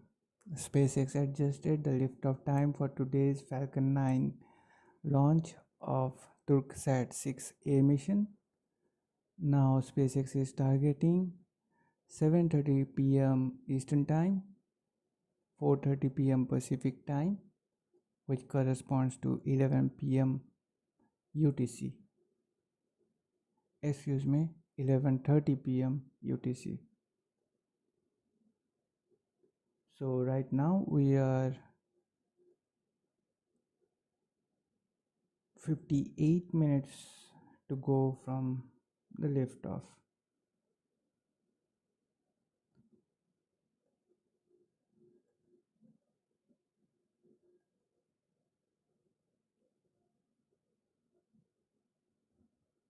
But you should be saying that word. I really appreciate that how you say dang. It's fourth time, so say that. Really, it reminds me of George Cooper. Yes, damn and dang. But confession at 3 a.m. You have work tomorrow, so it's better that you will sleep.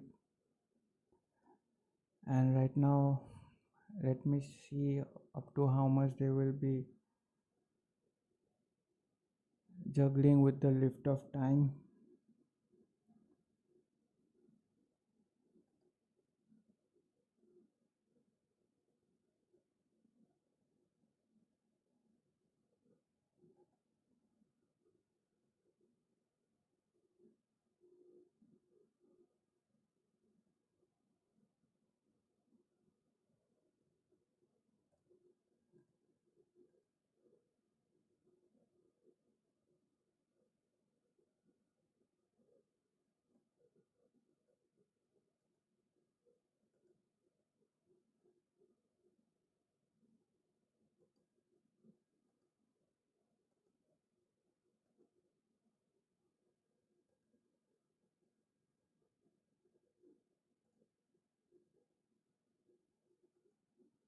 Right now, you can see on your screen how the weather looks like.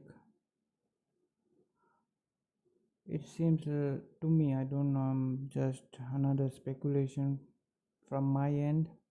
Not any official confirmation from SpaceX or something, but as you can see the current status of the weather there at Florida, how it looks like, and it seems to me that they won't be able to launch today because you can see like they're having a heavy rainfall going on.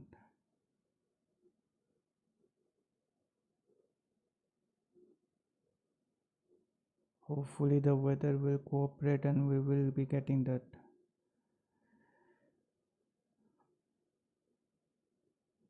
launch to see.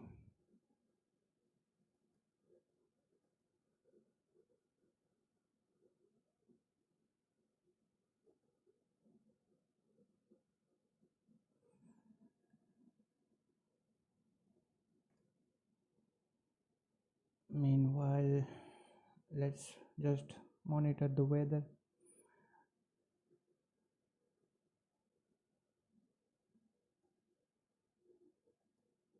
And here is some music for chill, and those who want to fall asleep, they can also refer to this music stream.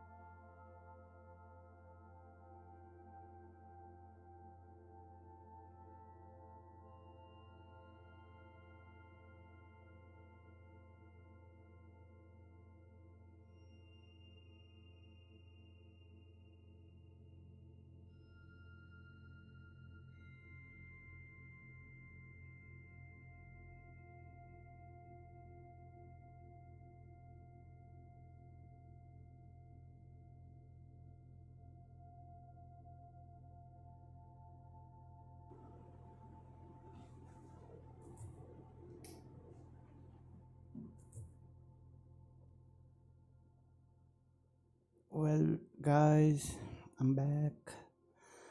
Had my dinner somehow. Well, you guys are sleeping, Pop Tropica and Confession at 3 am. This music really works.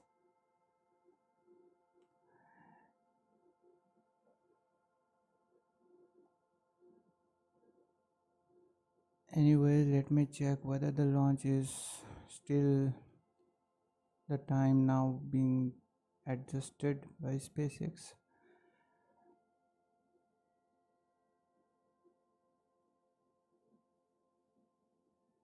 Yes, replying to Confession at 3 am, we are just like completely 40 minutes away from the webcast to begin. So we are 55 minutes away from the liftoff.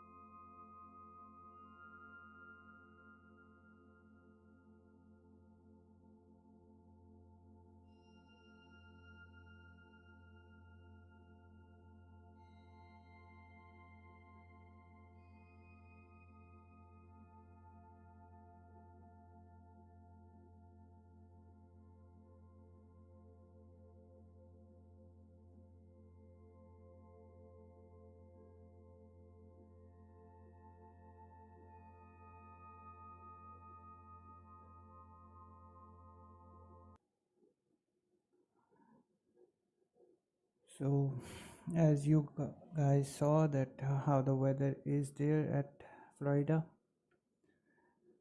and hopefully SpaceX will make it through,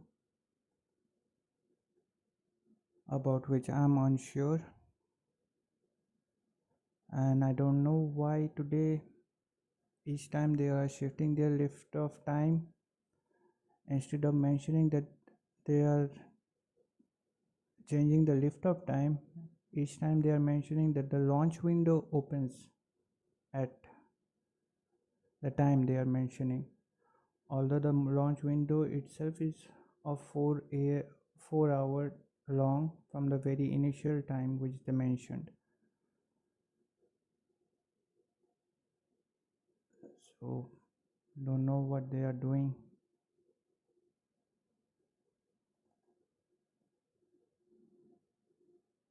So still now the launch window should be extending up to 9:21 p.m. Eastern time. So right now they are targeting again at 7:30 p.m. So we are still having 2 hour long launch window in front of us.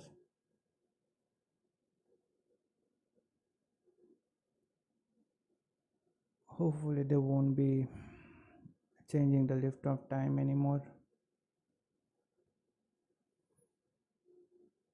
Likewise, you guys are sleepy. Even I'm sleepy.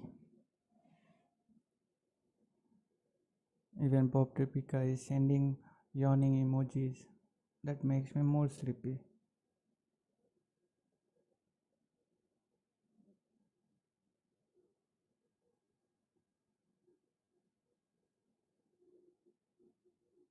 That is the thing, no, that I was watching from the very initial time they changed the liftoff time. They are mentioning that the launch window opens at these hours. But how can a launch window shift from this to that? Anyways, maybe it's just the person who is updating these things is not paying careful attention.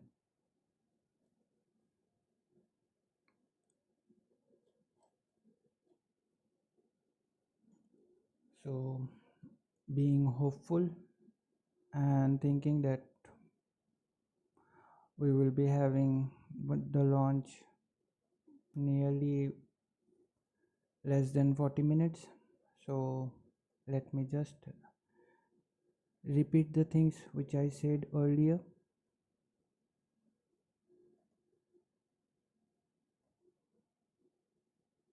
Although for those who joined us earlier, it might be boring, but for those who might be joining us now or in future in few minutes, so it will be helpful for them.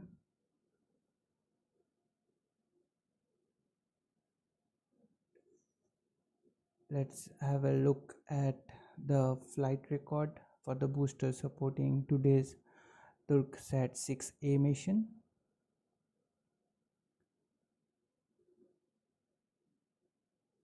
Quite a mature booster with tail number 1076, which will be supporting today's mission.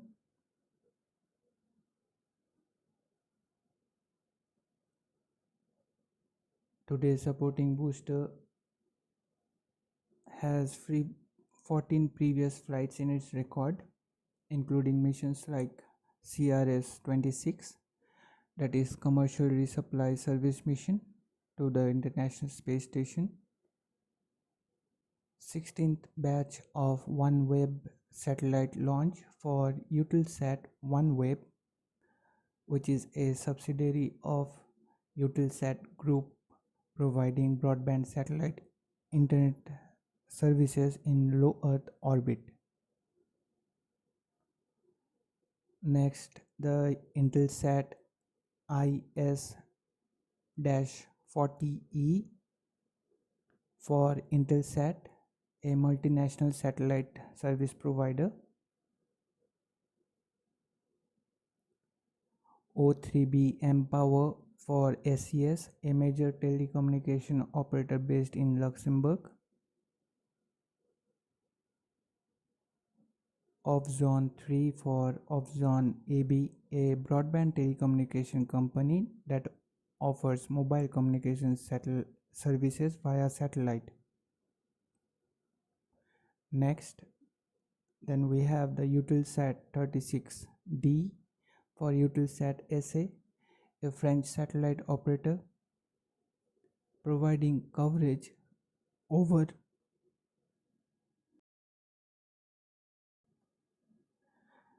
excuse me for my voice.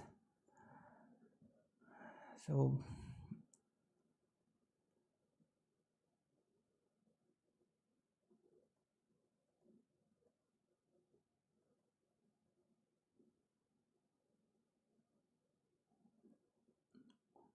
where we were, that Eutelsat 36D for Eutelsat A.Ş, a French satellite operator providing coverage over the entire European continent, the Middle East, Africa, Asia, and the America.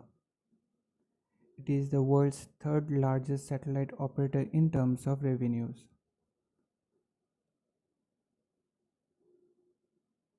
And today's supporting booster with tail number 1076 also supported 8 Starlink missions, now awaiting its 15th flight. Hopefully in just couple of minutes from now. The last mission supported by today's booster was Starlink Group 6-64 from here at Cape on 1st of June this year. Previously, with Starlink Group 10-3 launch on June 27th from Cape Canaveral, SpaceX once again achieved a record. For the first time, a Falcon booster with tail number 1062 launched for a record-breaking 22nd time. It is quite interesting that the same booster previously set a record with its 21st flight for SpaceX.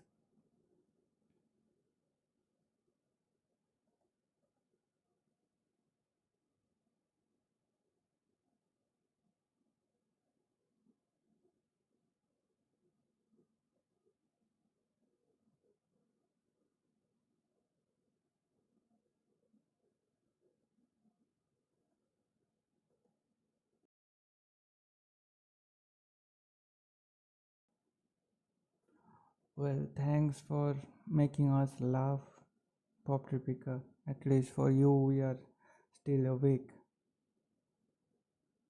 Thanks for maintaining the spirit.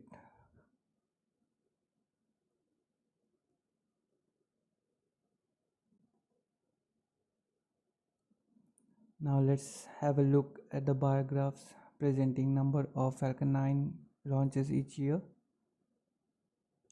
Before today's launch, SpaceX completed 67 launches of Falcon 9 so far this year as part of its milestone, with the recent Starlink Group 8-9 mission launch from here at Cape back on July 3rd.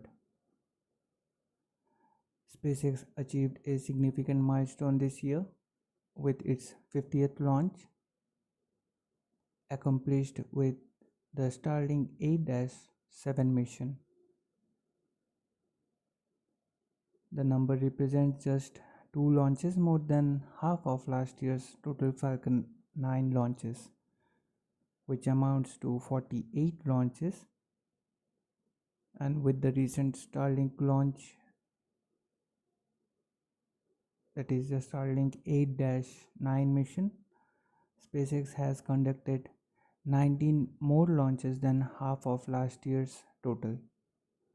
This year's launch count has already exceeded the number of Falcon 9 launches from all previous years up to 2022. And they are now aiming to surpass the launches made in 2023. With the Starlink 9-1 mission launch from Vandenberg, SpaceX has equaled the number of launches made in the year 2022.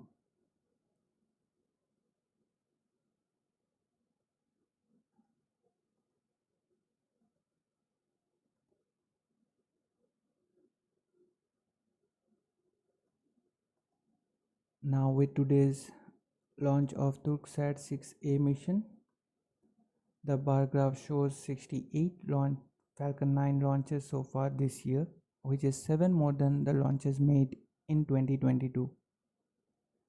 They have already done more than the half as many launches as they did all of last year, and it's only been 6 months and 8 days of this year.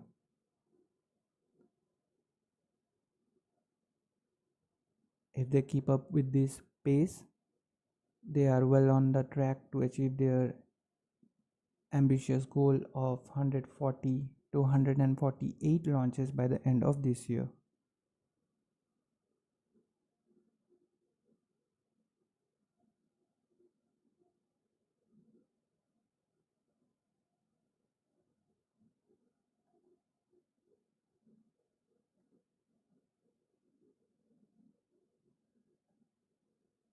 That's true, Pop Tripika. And there is a funny video circulating in social media. I hope you might have seen, and even I reposted it on X. And also, thanks for following us on X, Pop Tripika. So, what I was saying that there was a man who is launching, and it is from India only. The man is launching like those firework rockets one by one in so speed, like, and they gave it as a allegoric look to have that Falcon 9 launching so fast one after one. It is worth seeing that video. Really, that is quite funny and completely relatable with SpaceX launch cadence. but everything is good. Hopefully for today they will launch on time. I'm really getting a little frustrated.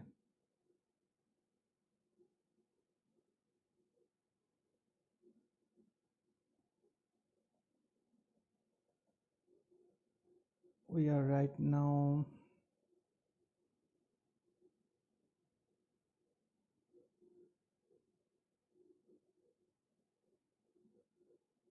25 minutes away from the webcast to begin.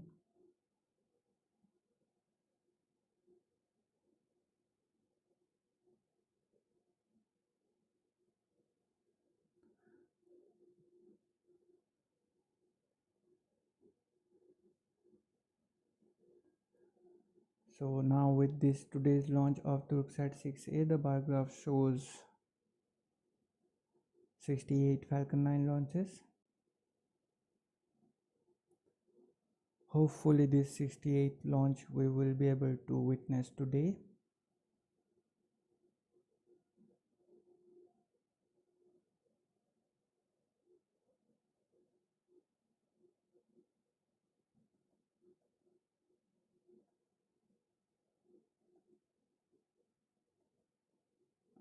Now let's go ahead and review the milestones that lie ahead for us on this Cape Canaveral flight.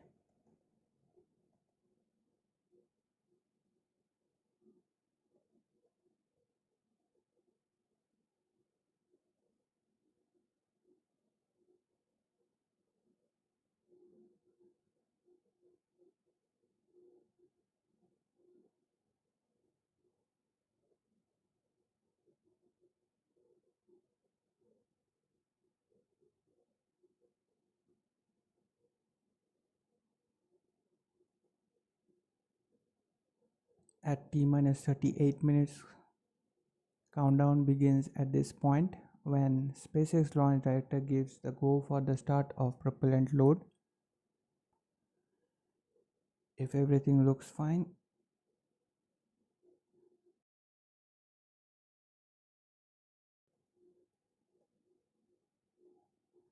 prop load begins at T minus 30 minutes mark with the loading of rocket grade kerosene or RP1 on board the first and the second stages of the Falcon 9 rocket. At the same time, LOX load, that is super chilled liquid oxygen, is loaded on board the first stage. Then at T minus 16 minutes, which will be the next event that we are looking for here, that's when the second stage liquid oxygen load begins.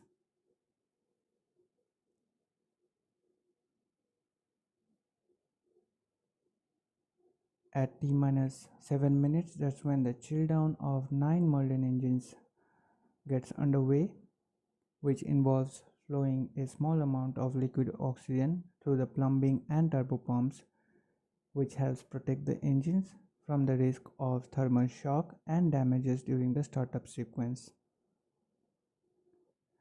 At about 6 minutes before liftoff, the first stage kerosene tank should be full.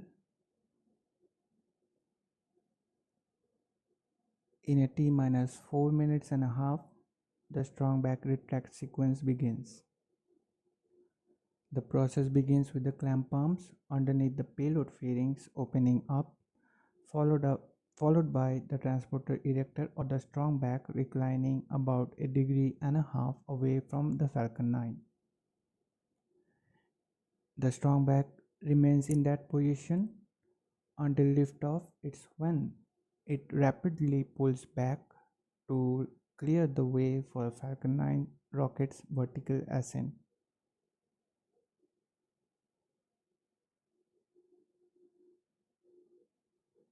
The strong back reclining process at Cape Canaveral and Kennedy Space Center differs from that at Vandenberg. Here at Cape Canaveral and Kennedy Space Center, we recline the strong back about 1.5 degrees, whereas at Vandenberg, we recline it 13 degrees away from the Falcon 9. The strong back positioned alongside the vehicle, also referred as the transporter erector, fulfills multiple functions. It supplies propellants, provides air conditioning, pressurization gases, and electrical power. Additionally, it transports the Falcon 9 to the launch pad and positions it for the launch.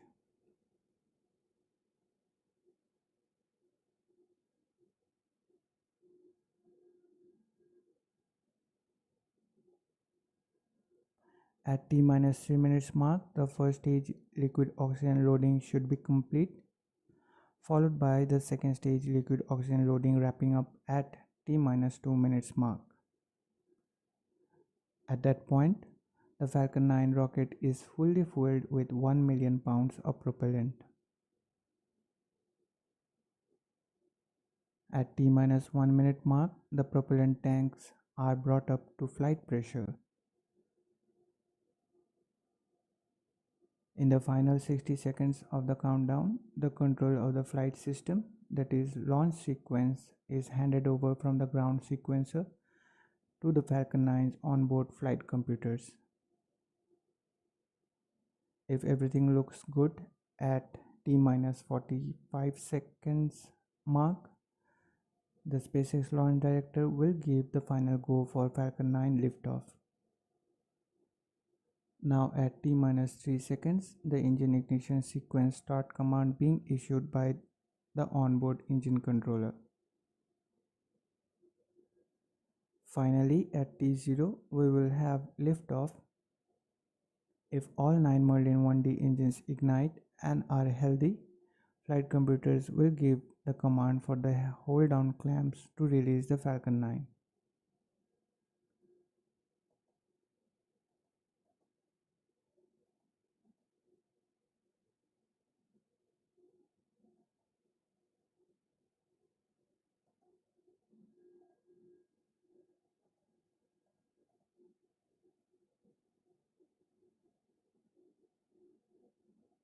SpaceX is currently targeting a liftoff time of Falcon 9 from Cape Canaveral at 7:30 p.m. Eastern Time, 4:30 p.m. Pacific Time, which corresponds to 11:30 p.m. UTC on Monday, that is 8th of July.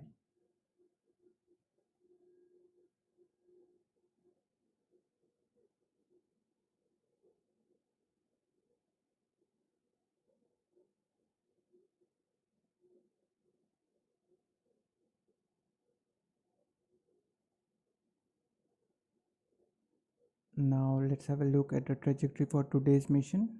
Falcon 9 leaving the pad from Space Launch Complex 40 from Cape Canaveral with Türksat 6A satellite on board for a southeast trajectory heading into the geostationary transfer orbit indicated by that green line on your screen. The red line indicates where Falcon 9 first stage will land after stage separation, just a little later leaving Florida Space Coast. This is going to be a drone ship landing using autonomous spaceport drone ship. For today, the supporting drone ship is just read the instructions, one of the two here on the east coast.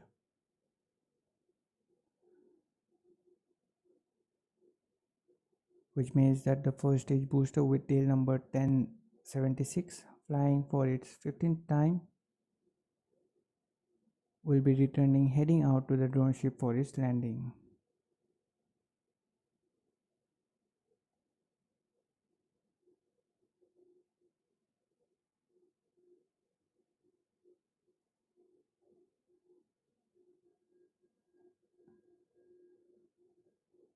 Speaking of drone ships, we anticipate the inclusion of a new fourth drone ship expected either by the end of this year or early next year. But at present, SpaceX drone ship fleet consists of 3, Among them, just read the instructions and a short follow-up gravitas are based here in Florida. While of course I still love you is stationed in California.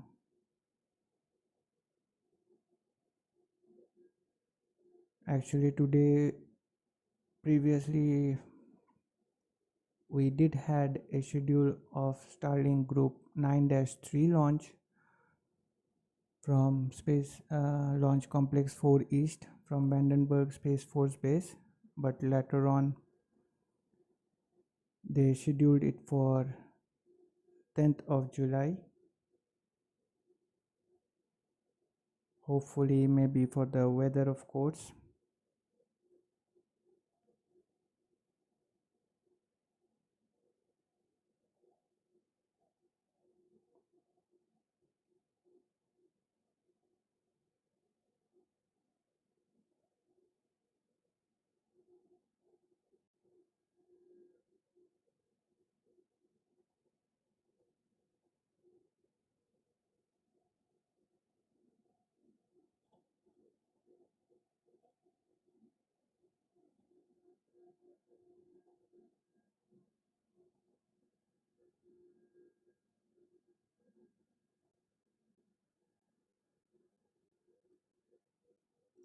Now coming to some stats related to today's mission launch. Today's launch marks 364th SpaceX overall launch.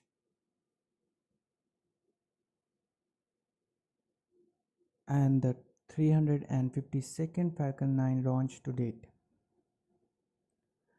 15th flight of this particular Falcon 9 booster supporting today's mission with tail number 1076.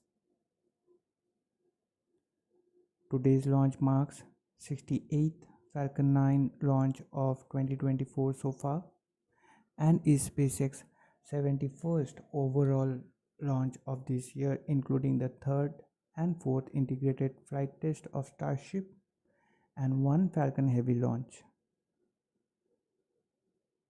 We are expecting the next fifth integrated flight test probably on early August.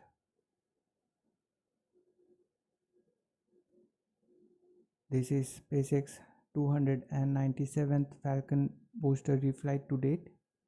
That is the launch of a booster that has flown at least once before.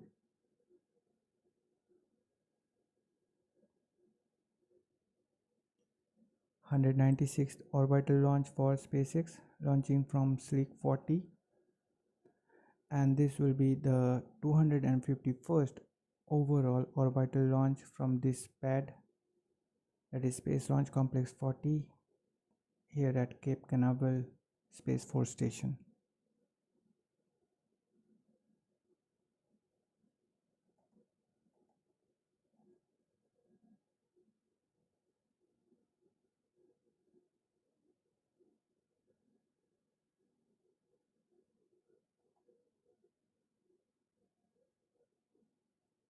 Right now we are just 12 minutes away from the webcast to begin.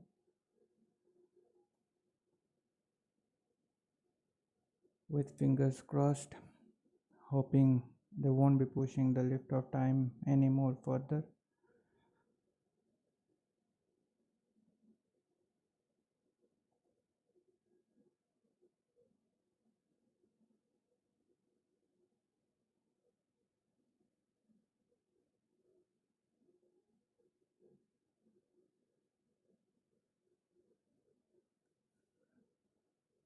Referring to confusion at 3 a.m. Hopefully you felt asleep.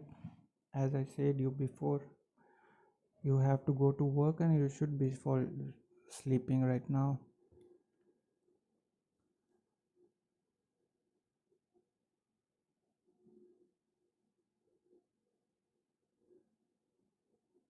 Right now, Bob Tripika, we don't have any public disclosure of the name or anything about the drone ship, the new drone ship, but only from the accounts of social media accounts which they are constantly following the those accounts are completely dedicated for this drone ship and the recovery vessels. You can find some of them also. There are some on X as well. So according to them, and later on it was not officially, but you can say the officials from SpaceX, they did uh, acknowledge that there will be an addition of Falcon, new drone ship in SpaceX fleet, drone ship fleet. So, but although there is no official statement regarding this, and so for that we don't have any name for the same.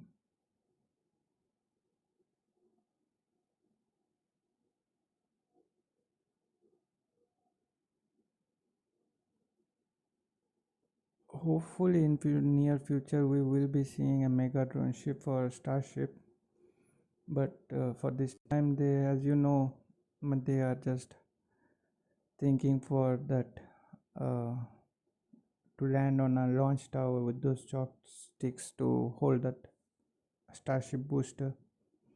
That will be itself will be quite exciting, because here there is very, like, it is quite unsure. No one can assure that there will be no mishaps, but if there will be any problem, that will be happening on a land landing and also on the starbase as well, that the booster will be landing in the starbase. So if there will be any problem with the booster landing, it will be really an like havoc thing to happen, because that will be blasting there and this thing. So it will be completely, you can understand that what it will be happening to the infrastructure around there in the starbase. So hopefully that they will be enough confident to do so, although Elon is saying so from the very start of when we concluded the fourth integrated flight test, and now that is the main attraction for the fifth integrated flight test, and let's see what happens.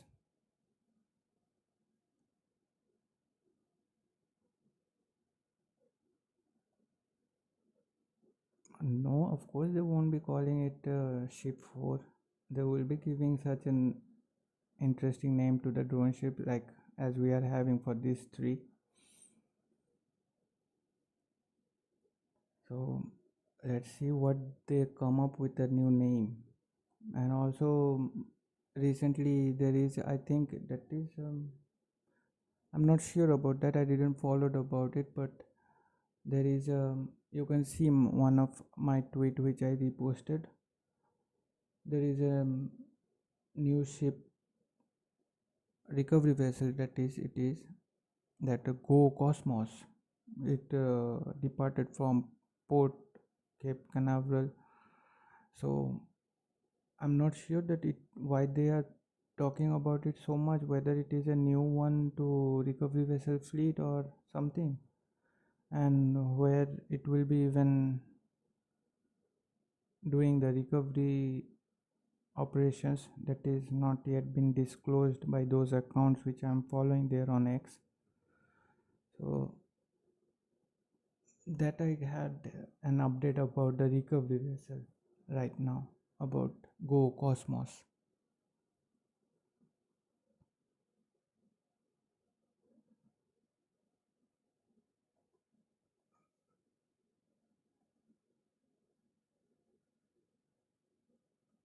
Seven minutes to go from the webcast to begin. Let's just quickly pass through these stats. Moving on to some reusability statistics. This launch marks 283rd Falcon 9 booster reflight to date. This will be the 86th landing on Just Read the Instructions drone ship to date. 15th landing of the first stage booster with tail number 1076 supporting today's mission.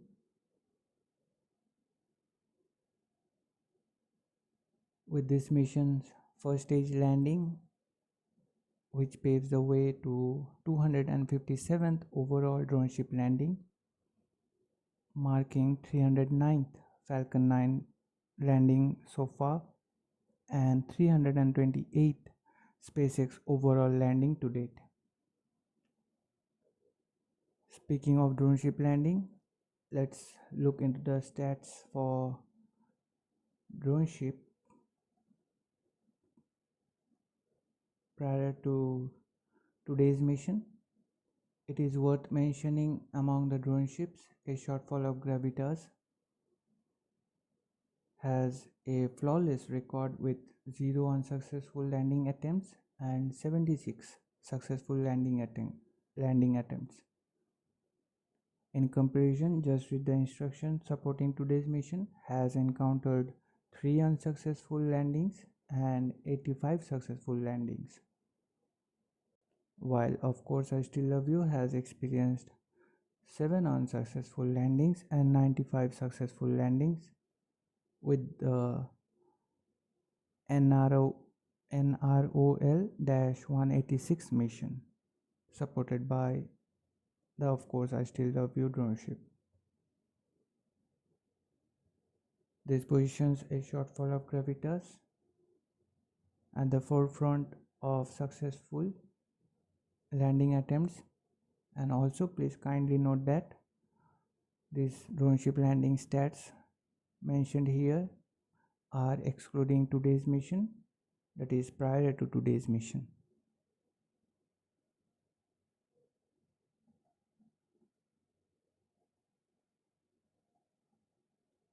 Let's have a quick look into some key stats for SpaceX launches in this year, including today's mission.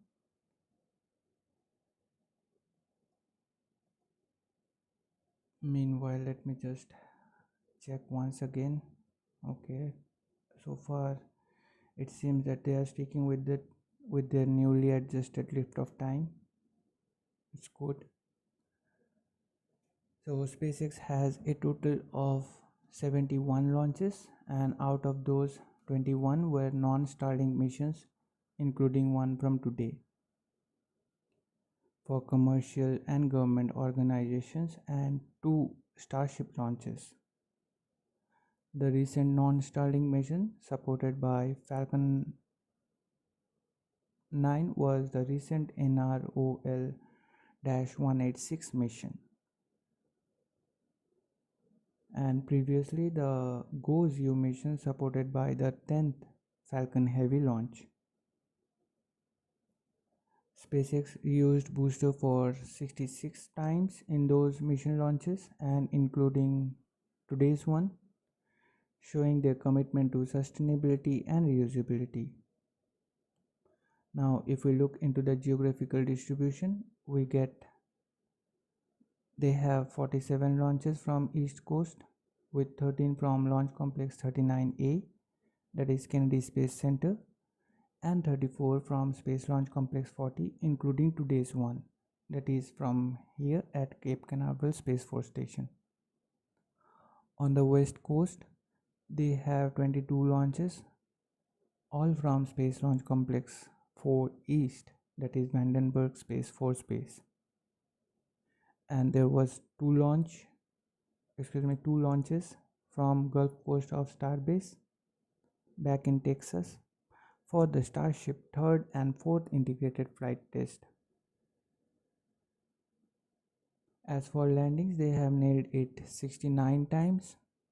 Most of them were on drone ships, with 54 successful landings, 18 on Of Course I Still Love You, 15 on Just Read the Instructions, including one from today, and 21 on a shortfall of Gravitas. And for ground landings, they have pulled off 15 of them, 9 times on landing zone 1, 2 times on landing zone 2, and 4 times on landing zone 4 respectively. Prior to today's launch, the success rate for land landings is 98.61%. For drone ships, landings it is 96.24% and the overall landing success rate is 96.75%. Now we are just at the verge of the webcast to begin. Hopefully, no, they are sticking with their liftoff time.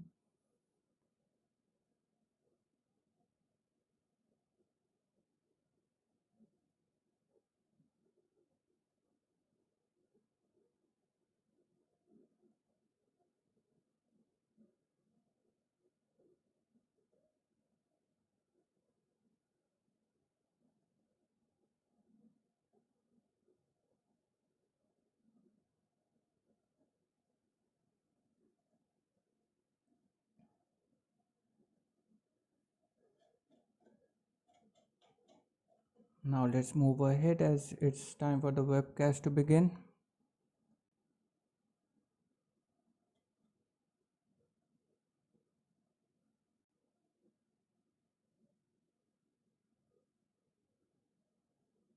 They have started the webcast, so that's a good sign.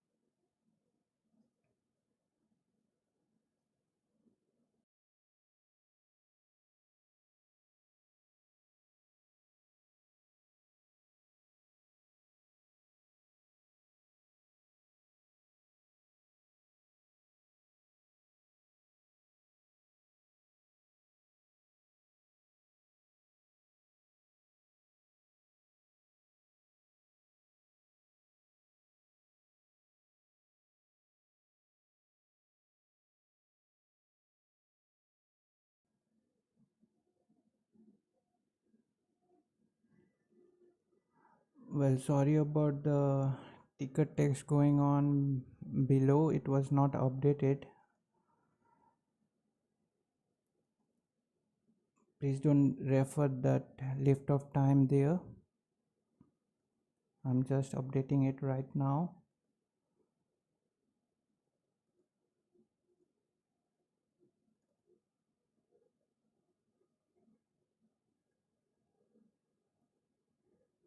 And the webcast began.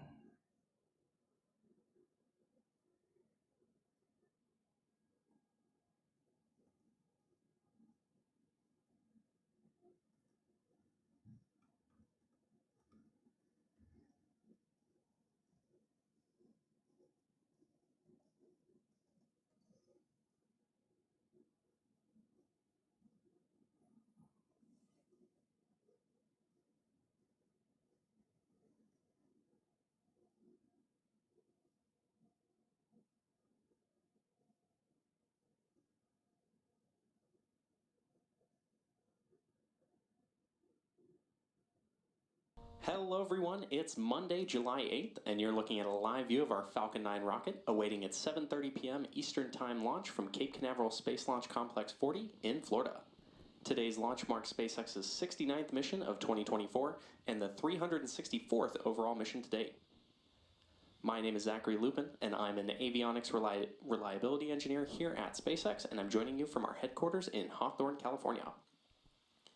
Welcome to our live launch coverage of the Türksat 6A mission, a geostationary Earth orbit, or GEO, communication satellite for the Republic of Turkey.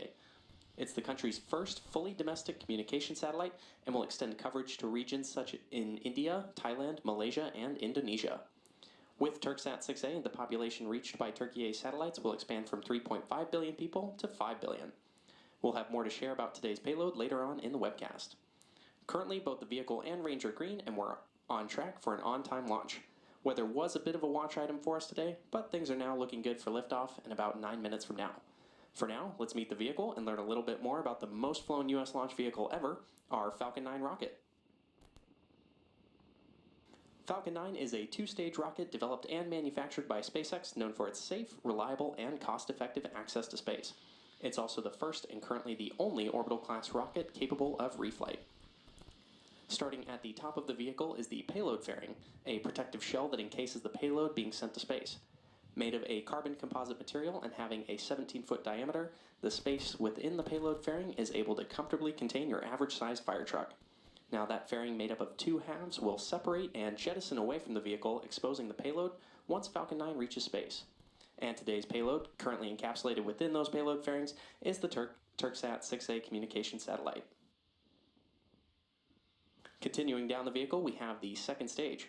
The second stage is powered by a single Merlin vacuum engine, or MVAC engine, which is optimized to perform in the vacuum of space. After stage separation, the MVAC will ignite and carry the payload to its final orbit. The Falcon 9's first and second stages are connected via the black inner stage, which houses the MVAC engine and the system that decouples the two stages during stage separation. And below that is the first stage, which is powered by 9 Merlin engines. These 9 Merlin engines provide the initial thrust to lift Falcon 9 off the ground through the lower, thicker part of the atmosphere. There are 8 engines arranged around one center engine and are collectively held in place by a structure called the octaweb. Each of these Merlin 1D engines delivers about 190,000 pounds of thrust at sea level, which gives Falcon 9 a combined 1.7 million pounds of thrust. After stage separation, Stage 1, also called the booster, will return to Earth for recovery and reuse on a future mission using a combination of the Merlin sea level engines and the 4 titanium grid fins located near the top of the booster, which will guide it during its re-entry and landing. The Falcon 9 first stage is also equipped with 4 landing legs that will deploy just before landing to allow for vertical touchdown on a drone ship or a landing pad. For today's mission, we'll be attempting to land this booster on our drone ship Just Read the Instructions, which is currently stationed in the Atlantic Ocean. And this mission will mark this booster's 15th launch and landing. Both the weather and vehicle continue to look good for today's launch out of Florida. Now to learn more about today's Turksat 6A payload on the pad, let's take a look at this video about the satellite and its mission.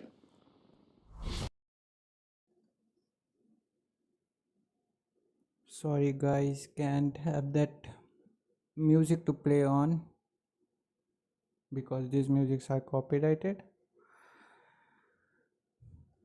So please bear with the video feed only.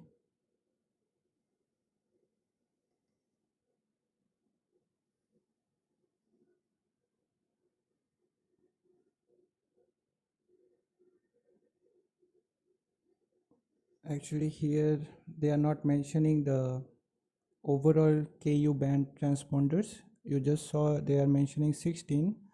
Actually there is 20 in total, out of which 16 will be active and 4 will be in reserve.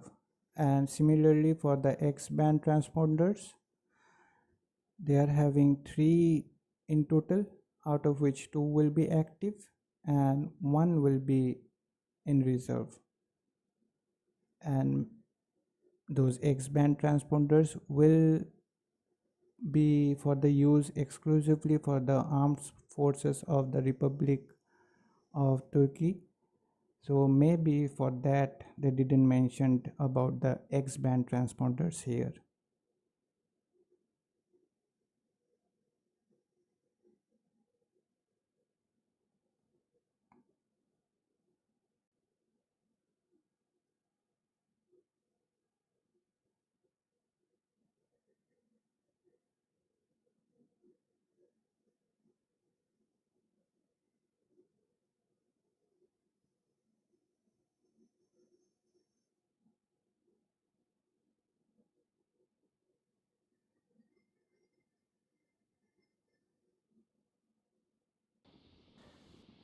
Coming up shortly, the Transporter Erector, or TE, will retract away from the Falcon rocket. The TE is that large truss structure you see there next to the vehicle. Strong back motor has started. Good call out there. First we'll see the clamp arms open around the second stage, and then the TE will pull away from the rocket by a few degrees. And at T0, the ground hydraulic systems will pull the TE back from about 2 degrees to 45 degrees away from Falcon 9 as it lifts off to provide clearance for the vehicle. You should be able to make out those clamp arms open around the second stage.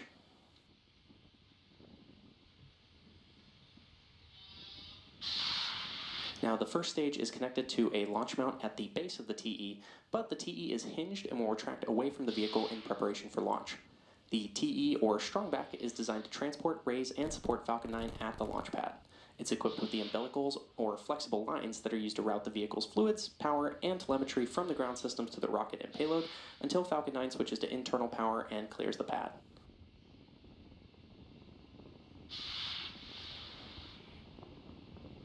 At this point in the countdown, both the first and second stages are nearly fully loaded with 1 million pounds of rocket-grade kerosene fuel and liquid oxygen. Both the first stage and second stage should finish propellant loading about a minute apart from each other, with the first stage finishing up at the T-3 minute mark just a few moments from now, and the second stage finishing up at around the T-2 minute mark.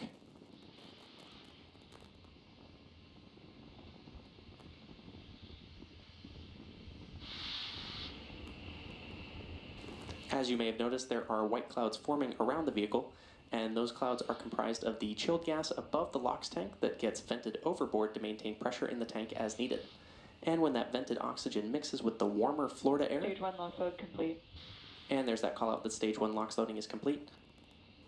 When that vented oxygen mixes with the warmer Florida air, it condenses into the clouds that you see there on your screen.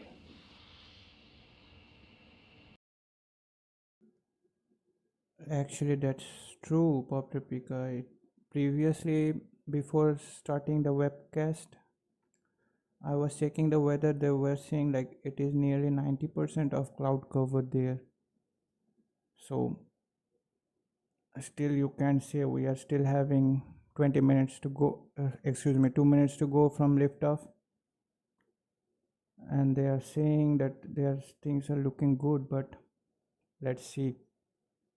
Keep fingers crossed.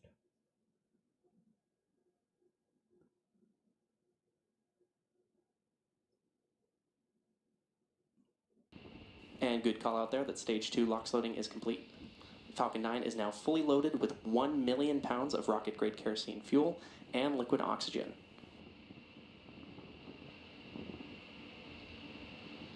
Now we should be hearing that call out in about 30 seconds that Falcon 9 is in startup, which again is when the vehicle's autonomous flight computers will have taken over the launch countdown. We did got the call out for the ground gas closeout. That's where we bleed the pressure off, and that cold gas when it reacts with the moist humid air, which gives you that nice white cloud, an indicator of launch coming up. Next event, T-1 minute, we should hear the call out that Falcon 9 flight computers are in startup.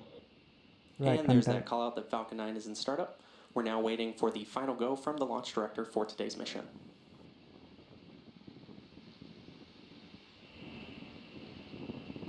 Go for launch. And there's that final go for launch from our launch director. At T-40 seconds and counting, all systems are go for the launch of Falcon 9. So let's sit back and watch as Falcon takes the Türksat 6A mission to space. T-30 seconds.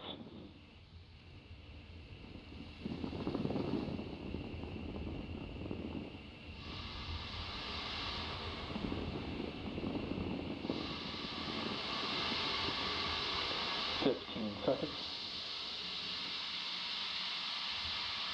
T-10, 9, 8, 7, 6, 5, 4, 3, 2, 1. Ignition and liftoff. Go SpaceX, go Türksat.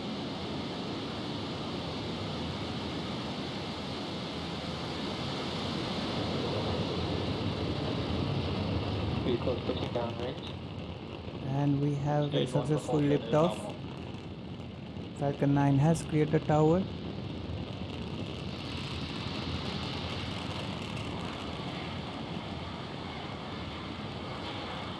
At T+30 seconds and counting, Falcon 9 has successfully lifted off from Slick 40 carrying the Türksat 6A satellite. Now, after clearing the tower, we'll tilt or gimbal the engines on the booster to initiate a roll maneuver, which you may notice in the Stage 1 camera view. This enables the vehicle's antennas to stay in the best position for communicating with the ground. And in just a few seconds, we'll be throttling down the engines in preparation for max Q, or maximum aerodynamic pressure. We should hear that call out in about 15 seconds from now. Vehicle is supersonic. We have exceeded Mach 1 on the Falcon 9. Falcon 9 is faster than the speed of sound right now, as we have gone supersonic. Next up, max Q call out. Max Q. And there's that call out for max Q. Now, as Falcon 9 accelerates through the thicker lower atmosphere, the air density decreases. Falcon 9 passes max Q, the point of maximum aerodynamic pressure, once the air density lowers faster than the increasing speed of the vehicle. Now, as the rocket continues to ascend, be sure to watch the Stage 1 telemetry at the bottom left-hand corner of your screen to see these speed changes through ascent. The rocket typically needs to go 17,500 Engine chill has started. 17,500 miles per hour horizontally in order to avoid being pulled back down to Earth and get into orbit. Coming up shortly, we'll have 3 events coming up in quick succession, and we should hear all of these called out by Mission Control, starting with MECO, followed by stage separation, and then SES-1. Main engine cutoff, or MECO, is where we shut down all 9 M1D engines on the first stage to slow the vehicle down in preparation for stage separation, which is when the first and second stages of Falcon separate from one another. After Stage 1 shuts down its engines and separates from the second stage, the booster will begin to make its way back to land, descending under the acceleration of gravity until it's time to relight engines for the entry burn. And Second Engine Start 1, or SES-1, is when we light the MVAC engine on the second stage for the first time. So watch out for these events happening just a few moments from now.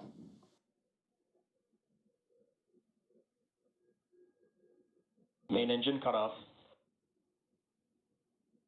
Stage separation confirmed.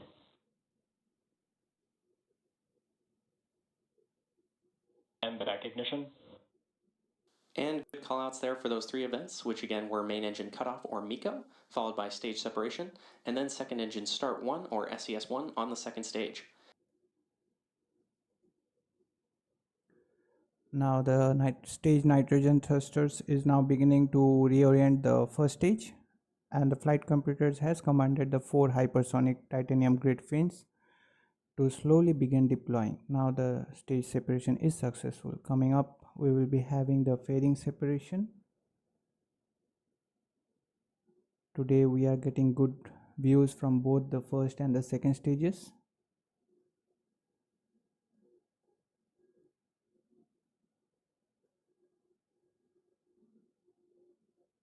And we heard a call out for the fairing has successfully separated. You are looking right now a view of first stage. Continues under the force of gravity and steering with the help of grid fins. It will continue to rise towards the apogee before descending back down towards the landing on drone ship. Just read the instructions. Stationed in the Atlantic Ocean. Second stage, meanwhile, in the middle of its 5.5 minute burn, is on its way into the parking orbit with the Türksat 6A payload on board. Today, the second stage ignition for the first time is lasting for 5.5 minute burn, but generally it lasts for 6 minute long burn.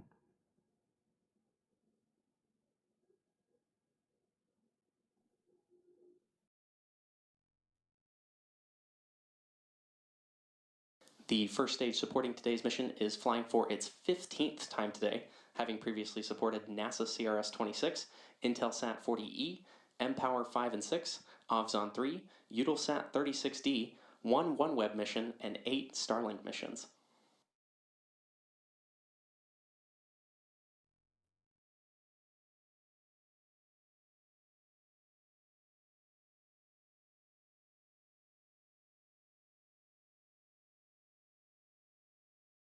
Now, as a reminder, on the left-hand side of your screen are views from our Falcon 9 booster, the first stage, and on the right side is the MVAC engine on the second stage.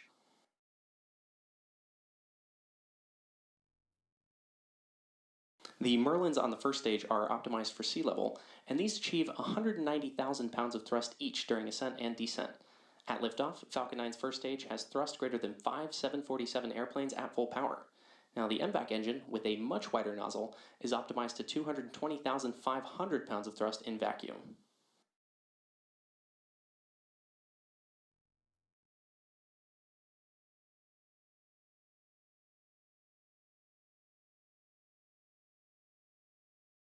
Coming up in just about 10 seconds from now, we should hear the startup of the entry burn on the Falcon 9 first stage.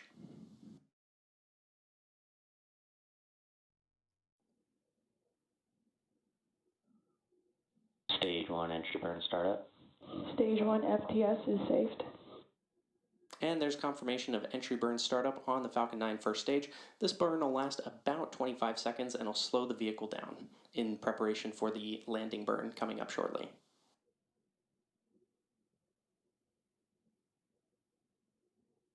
We didn't saw that hurricane, Poptopika. Stage 1 entry burn shutdown. And there's confirmation of stage 1 entry burn shutdown. Now coming up in just over a minute from now will be second engine cutoff, or SECO 1 on the second stage, along with the landing burn of the Falcon 9 first stage. The landing burn is the final burn of the Falcon 9 booster, and it's used to reduce the remaining speed of the vehicle in order to allow for a soft touchdown on the landing pad or drone ship. And as a reminder, we're attempting to land this booster on our drone ship Just Read the Instructions, which is currently stationed in the Atlantic Ocean.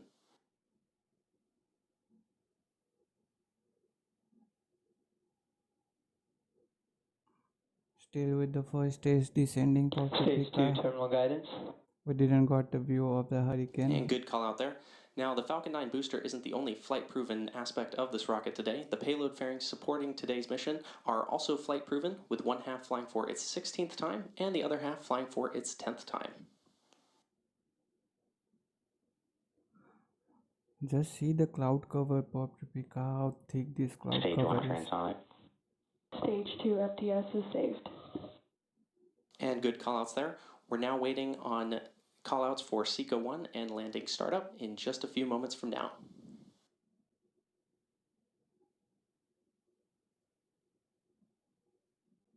And back shutdown.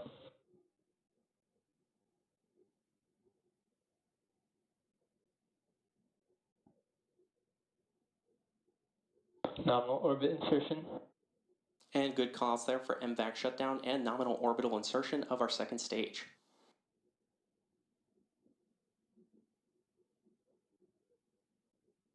Right now the second stage will be in a coast phase.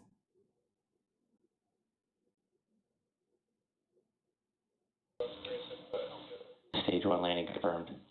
And there's that callout for our stage 1 landing.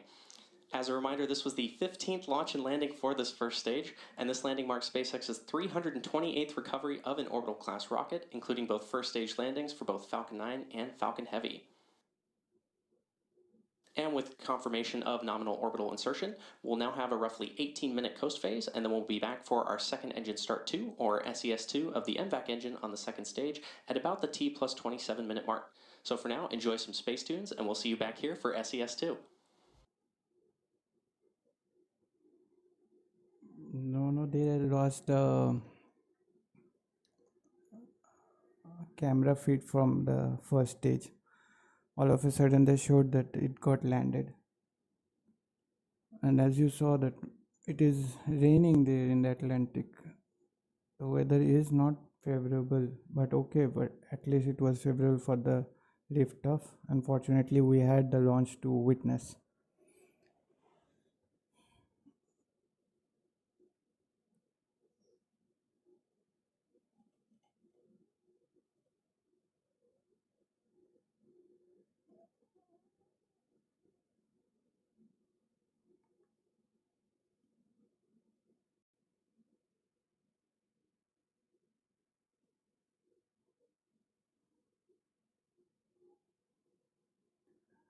Now coming up next, as we are now in the coast phase with the second stage with the Türksat 6A payload on board. Next we will have the second stage engine reignition, that is, it will be reigniting for the second time in today's flight. The milestone named for SES2. It will be happening at around T plus 27 minutes and 17 seconds. And that burn will be lasting for 63 seconds long, which I was mentioning previously that generally for Starlink mission it lasts for only 1 to 4 seconds at maximum, but today for this specific payload it will be lasting for 63 seconds long, up to T plus 28 minutes and 20 seconds mark, which will mark the end of the second stage engine cutoff, that is Seco 2. Next, we will have the Türksat 6A payload deployment at T plus 35 minutes and 31 seconds. But this deployment will be in a temporary orbit, as the Türksat 6A payload is meant for a geosynchronous orbit. So with that deployment of the payload separation, you can say, from the second stage, we will be wrapping up the coverage for today. So right now they are showing the feed or the trajectory of the second stage. You can see on your screen.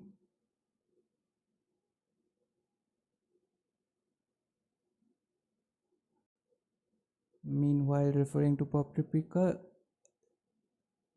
actually would like to correct you, please don't mind me. It's not about the Falcon 9's capability that any rocket can do so, but actually it depends on the thickness of the cloud, how thick it is, whether it is scattered or isolated. These things matters, because while descending back through thick cloud, it can have an possibility to have a lightning on it, any descending vehicle from the atmosphere passing through a thick cloud. So if those things are permitting any launch vehicle, whether for a liftoff or for even for descending through the atmosphere, then it's good to go. So I hope the SpaceX teams do check all these things, and it has to be, there is no question about that. So based on that, they took a decision to have a liftoff for any particular day having such a bad weather. So on basis of that only, hopefully they made a decision for today. Previously, in one of the SpaceX launch, I'm not remembering the particular launch, that time the 45 weather squadron, they did mention, even specifically they did mention that for the recovery of the booster, it will have some implications of bad weather as well.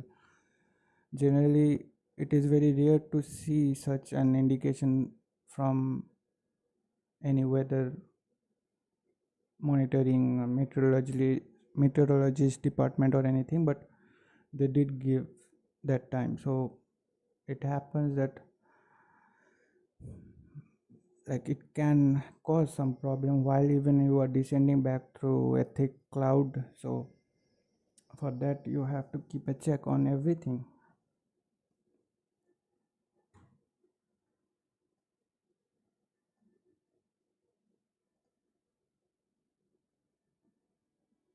Meanwhile, let me play some music, and I'm still here, don't worry.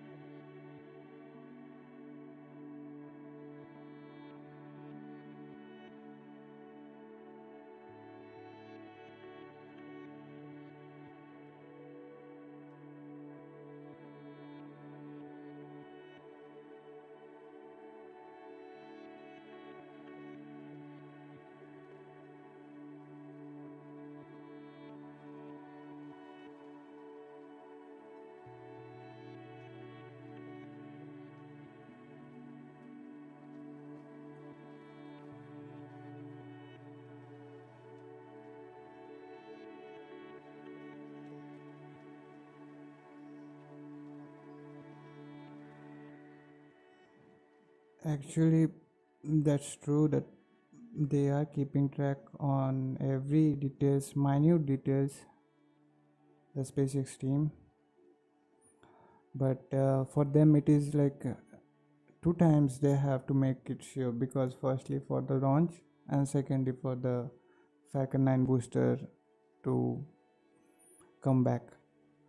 With any other space launch vehicles which are not reusable, you just have to take care for the only the launch part.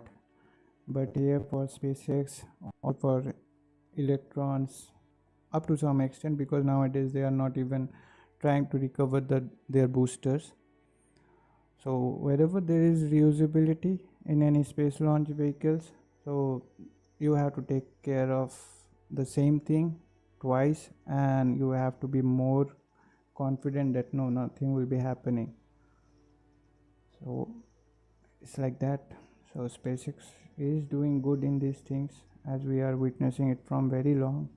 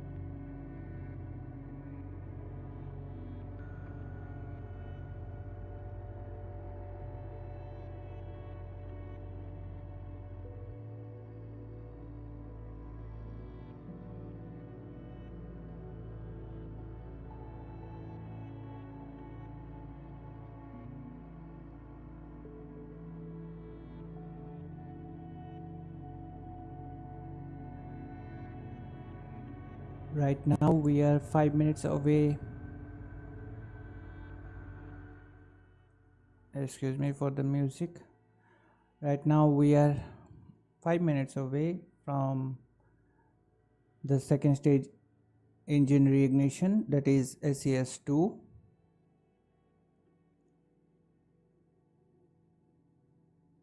And that burn will last for 63 seconds, lasting up to 20 plus 28 minutes and 20 seconds mark.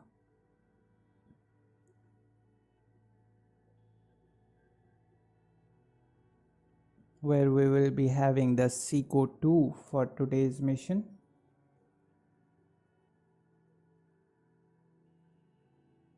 And upon that we will be again having a nearly 7 minutes of coast phase.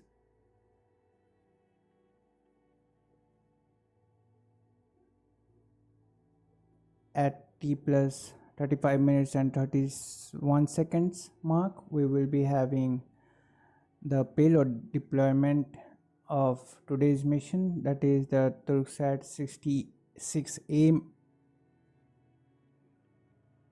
into its temporary orbit for now, before heading to the Sun synchronous orbit for its operational lifetime.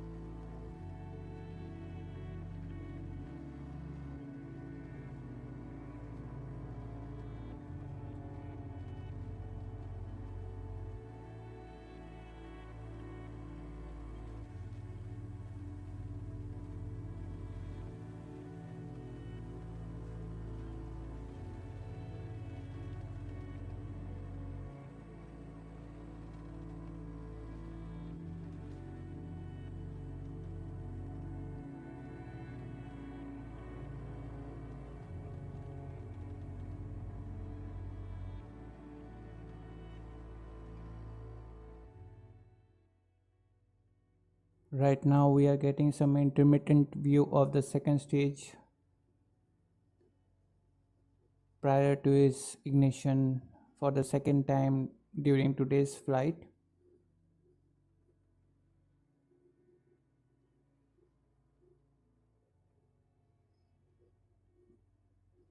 Right now we are less than 2 minutes away from the next milestone, that is the SES2.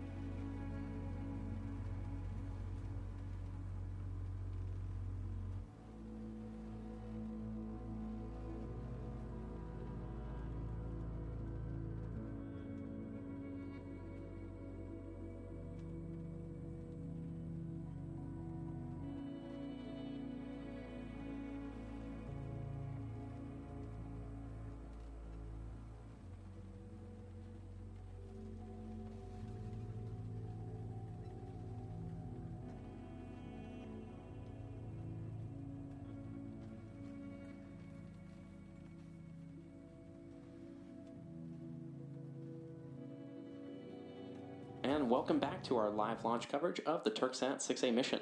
We're back from our first coast phase just in time for second engine start 2, or SES2.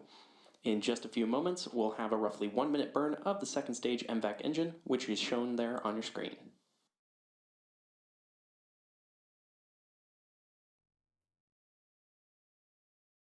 MVAC ignition. And there's that confirmation of SES2 startup. This is the second burn of the MVAC engine on the second stage. The first burn took place around the T plus 2.5 minute mark and lasted about 5.5 minutes. This additional burn will place the Türksat 6A payload into the desired orbit for payload deployment. And as I mentioned earlier, the MVAC engine shown on your screen right now has a much wider nozzle than the sea-level M1D engines in order to have optimal thrust in vacuum. At full power, it's capable of 220,500 pounds of thrust in vacuum.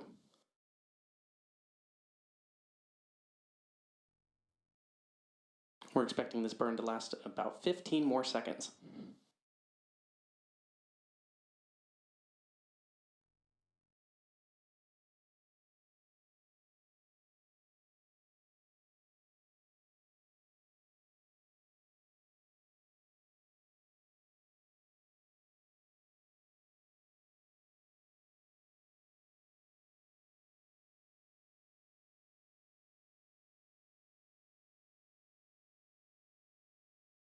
Nominal orbit insertion. And there we have confirmation of nominal orbital insertion. We now have a roughly 7-minute coast before arriving at payload deployment. So we'll see you back here at about the T plus 33 minute mark.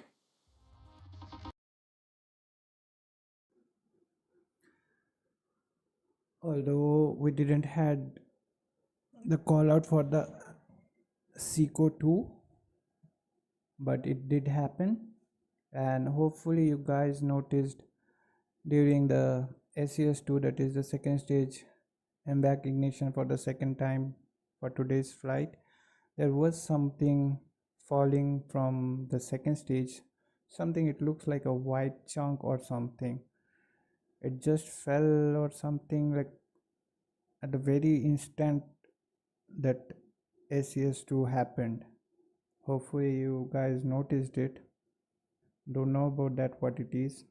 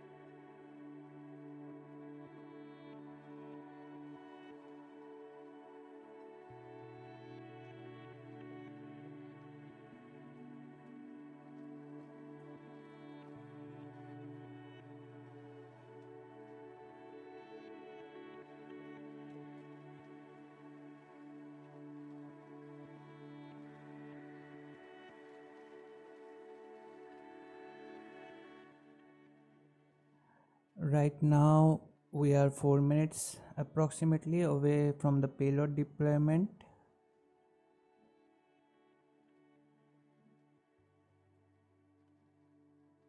Until now we did had a smooth and successful liftoff, although we did face some delays for the liftoff due to the bad prevailing weather conditions at Florida, at Cape Canaveral, Florida. Next, we are waiting for the payload deployment at approximately T plus 35 minutes and 31 seconds mark.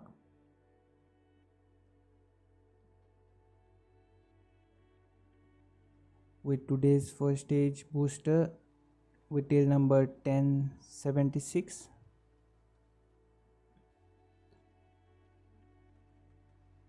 We have successfully made the 309th landing of an orbital class Falcon 9 rocket, and with the successful payload deployment of Türksat 6A satellite. Hello and welcome back. We're now at the T plus 33 minute mark in today's mission, and coming up next we have deployment of the Türksat 6A satellite. Just to recap today's mission so far, we had an on-time liftoff at 7:30 p.m. Eastern Time. This was followed by stage separation about 2.5 minutes after launch. The first stage booster then returned to Earth and successfully landed on the drone ship Just Read the Instructions in the Atlantic Ocean about 8.5 minutes after takeoff, and we also had 2 successful ignitions and shutdowns of our second stage MVAC engine. Now, as a reminder, Türksat 6A is a geostationary Earth orbit, or GEO, communication satellite for the Republic of Turkey. Here's one more quick look at the payload ahead of deployment.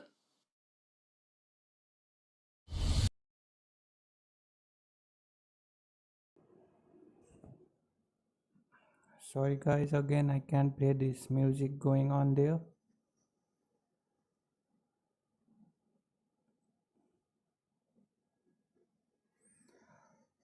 What I was saying, that with today's successful payload deployment, we will be having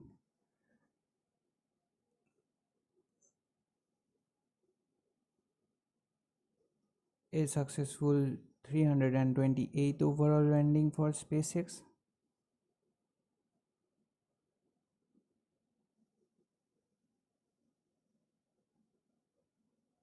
as well as a successful 364th SpaceX overall launch.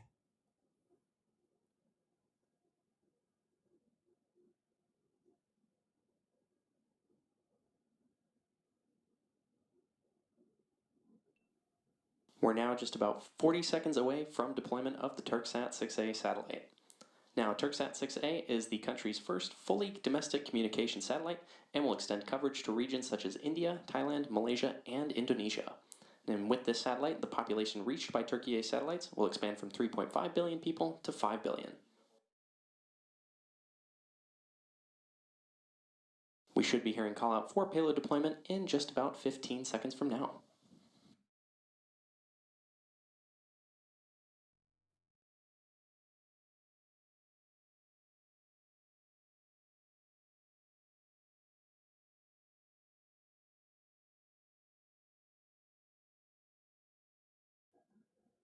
And there we Payload have it. deploy confirmed. And there you heard and saw on your screen successful deployment of the Türksat 6A payload. And with that confirmation, we'll be bringing today's webcast to a close. Today's mission marks SpaceX's 364th overall mission to date and the 69th mission of this year. We want to thank the Republic of Turkey for entrusting us with today's mission, and all of you for joining us today. And if you're interested in more launch coverage, be sure to check spacex.com/launches for the most up-to-date information. Thank you, and see you next launch.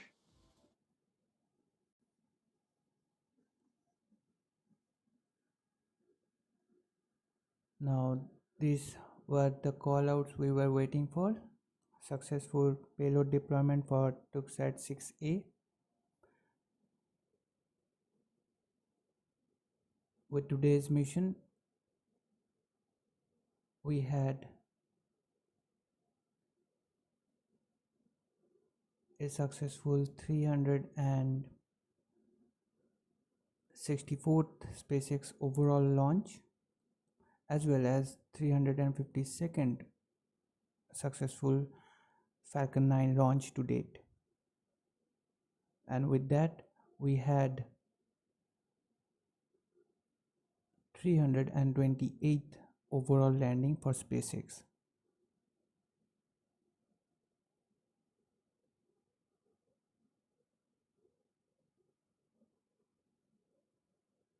And as the mission concluded, with that we will wrap up our coverage for now.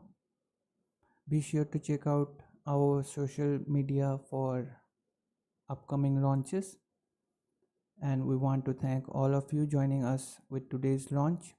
Although the launch stretched along from what it was intended before, but still you guys stayed with us and supported us. For that we are very much thankful to you, and we hope you all will enjoy the week ahead. Once again, thanks for joining us, showing your patience, love and understanding, staying till the end. Also would like to thanks Pop TÜBİTAK for staying for such a long time and not to lose the patience. And of course we will be making the coverage for Ariane 6.